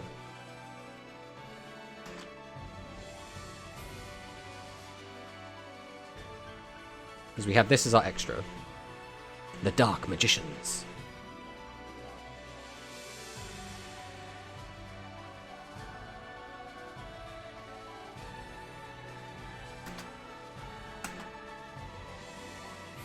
But really struggling for this DLM to work. Sometimes it's just the most awkward thing in the world. Lists don't have Successor Soul. Also, you can play Vanilla BLS. You should probably filter by spell traps and click popular cards to see what staples you have. That's probably a good shout, actually.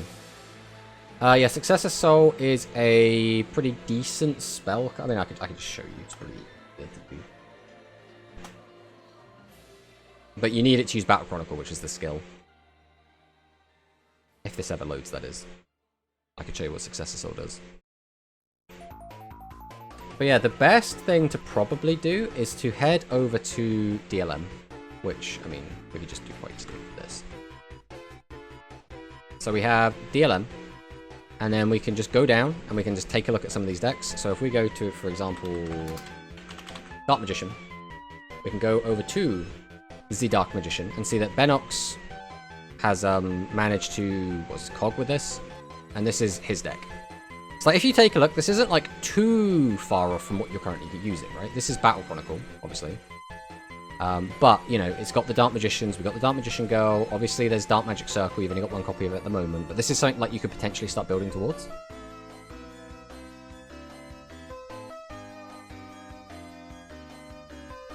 So, I mean, I'll go ahead and chuck this in the chat, so you have easy access to it. But, like, this is kind of, at the very least, like, a good idea of a way, not necessarily to build this immediately, but, like, you could start trying to build towards this. Like, it's 36k gems to get this whole thing, but you're already going to have, like, a lot of it, right? And if we have any tickets lying around as well, or if we can get our hands on any tickets from the events that are coming up, you can, again, start spending on some of these. If you get some dream tickets especially, you could just start grabbing some of these cards.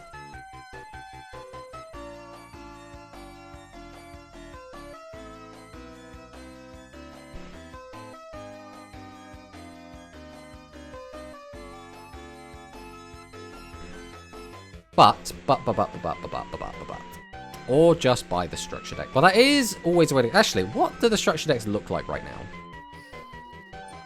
Now, let's jump down to the shop quick. And we'll take a quick look, just a little peek at the structure deck.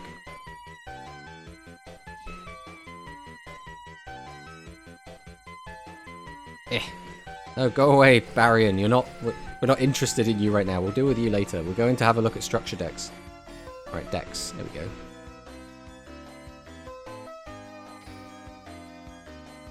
So we obviously only want speed. Magician's Chronicle? Is this the one we were talking about? The Chronicle one. Yeah, okay. Ironically, this doesn't have a Successor Soul in it. We've got Ultimate Fusion, which is always nice.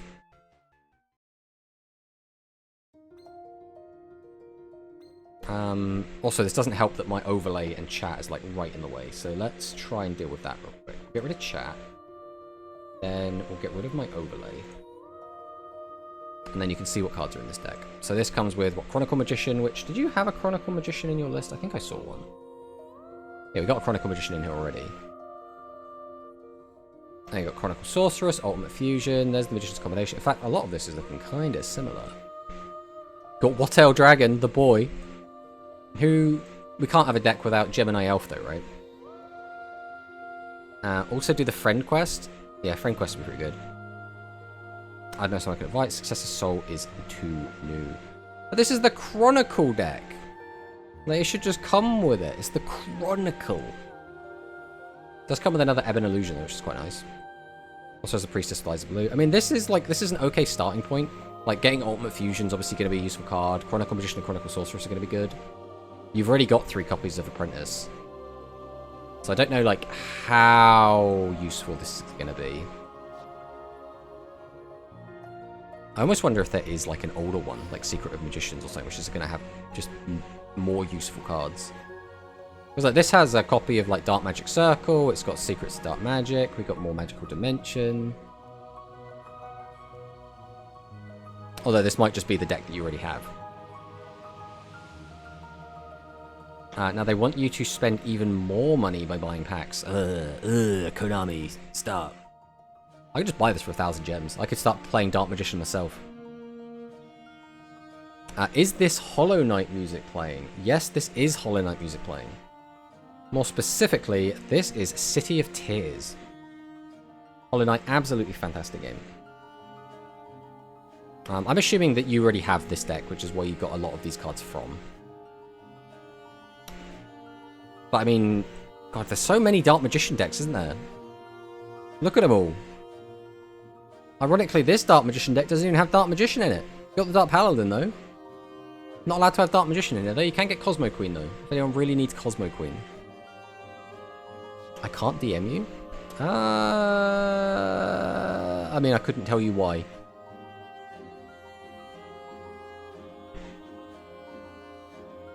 Well, the deck I have cost me 4k only. But yeah, at the very least, right, I think you have something to try and start building on. Again, if you go back to the Duel Links meta, this is just a great resource. You can obviously see this is like one of the decks that's like probably worth trying to get your hands on. And when you do click on one of these cards, it will tell you how to get it. Right? So like Tachyon Galaxy is how we get this one. And then you can see this is the box. It is a UR, which is kind of a pain in the ass, but it is only a mini box, so it's not as bad. And you'd also start to build, you know, Zombies and Tachyon, which are also two, you know, reasonably good decks right now. So, like, this isn't even a bad box to go in if if you're interested in playing either Zombies or Tachyon. Tachyon, I think you'd have to farm Mizar. I don't know if Mizar's at the gate yet. Is Mizar at the gate? Does anyone know that? Hollow Knight is absolutely amazing. This is my invitation code. Yeah, everyone accept Hunter's invitation code. But, we have been yapping for a while now, and I think it is time that we start to wrap things up. There again is a Quantum tournament on today, so anyone that is interested in playing that is a Rush tournament, should go ahead and sign up to that. There is the link if anyone is interested. I will be back on, almost certainly won't be back until Tuesday. I don't think we're streaming this Sunday. But we will be back on Tuesday with, who knows, I want to cog with Fluffle again. I still also need to cog on Rush, so we might be doing that. We'll have to wait and see. But for now, I think we're going to go ahead and raid into one of the best... Let's see if we can actually copy and paste the name correctly. One of the best Duel Links streamers that there is around. We're going to go ahead and raid into the one and the only Icy Gamer. But thank you all so much for hanging out. Thank you for watching. Thank you for watching a scrub out of the Angel Cup. Thank you for hanging out as we just grinded the ladder. And we will see you all next time.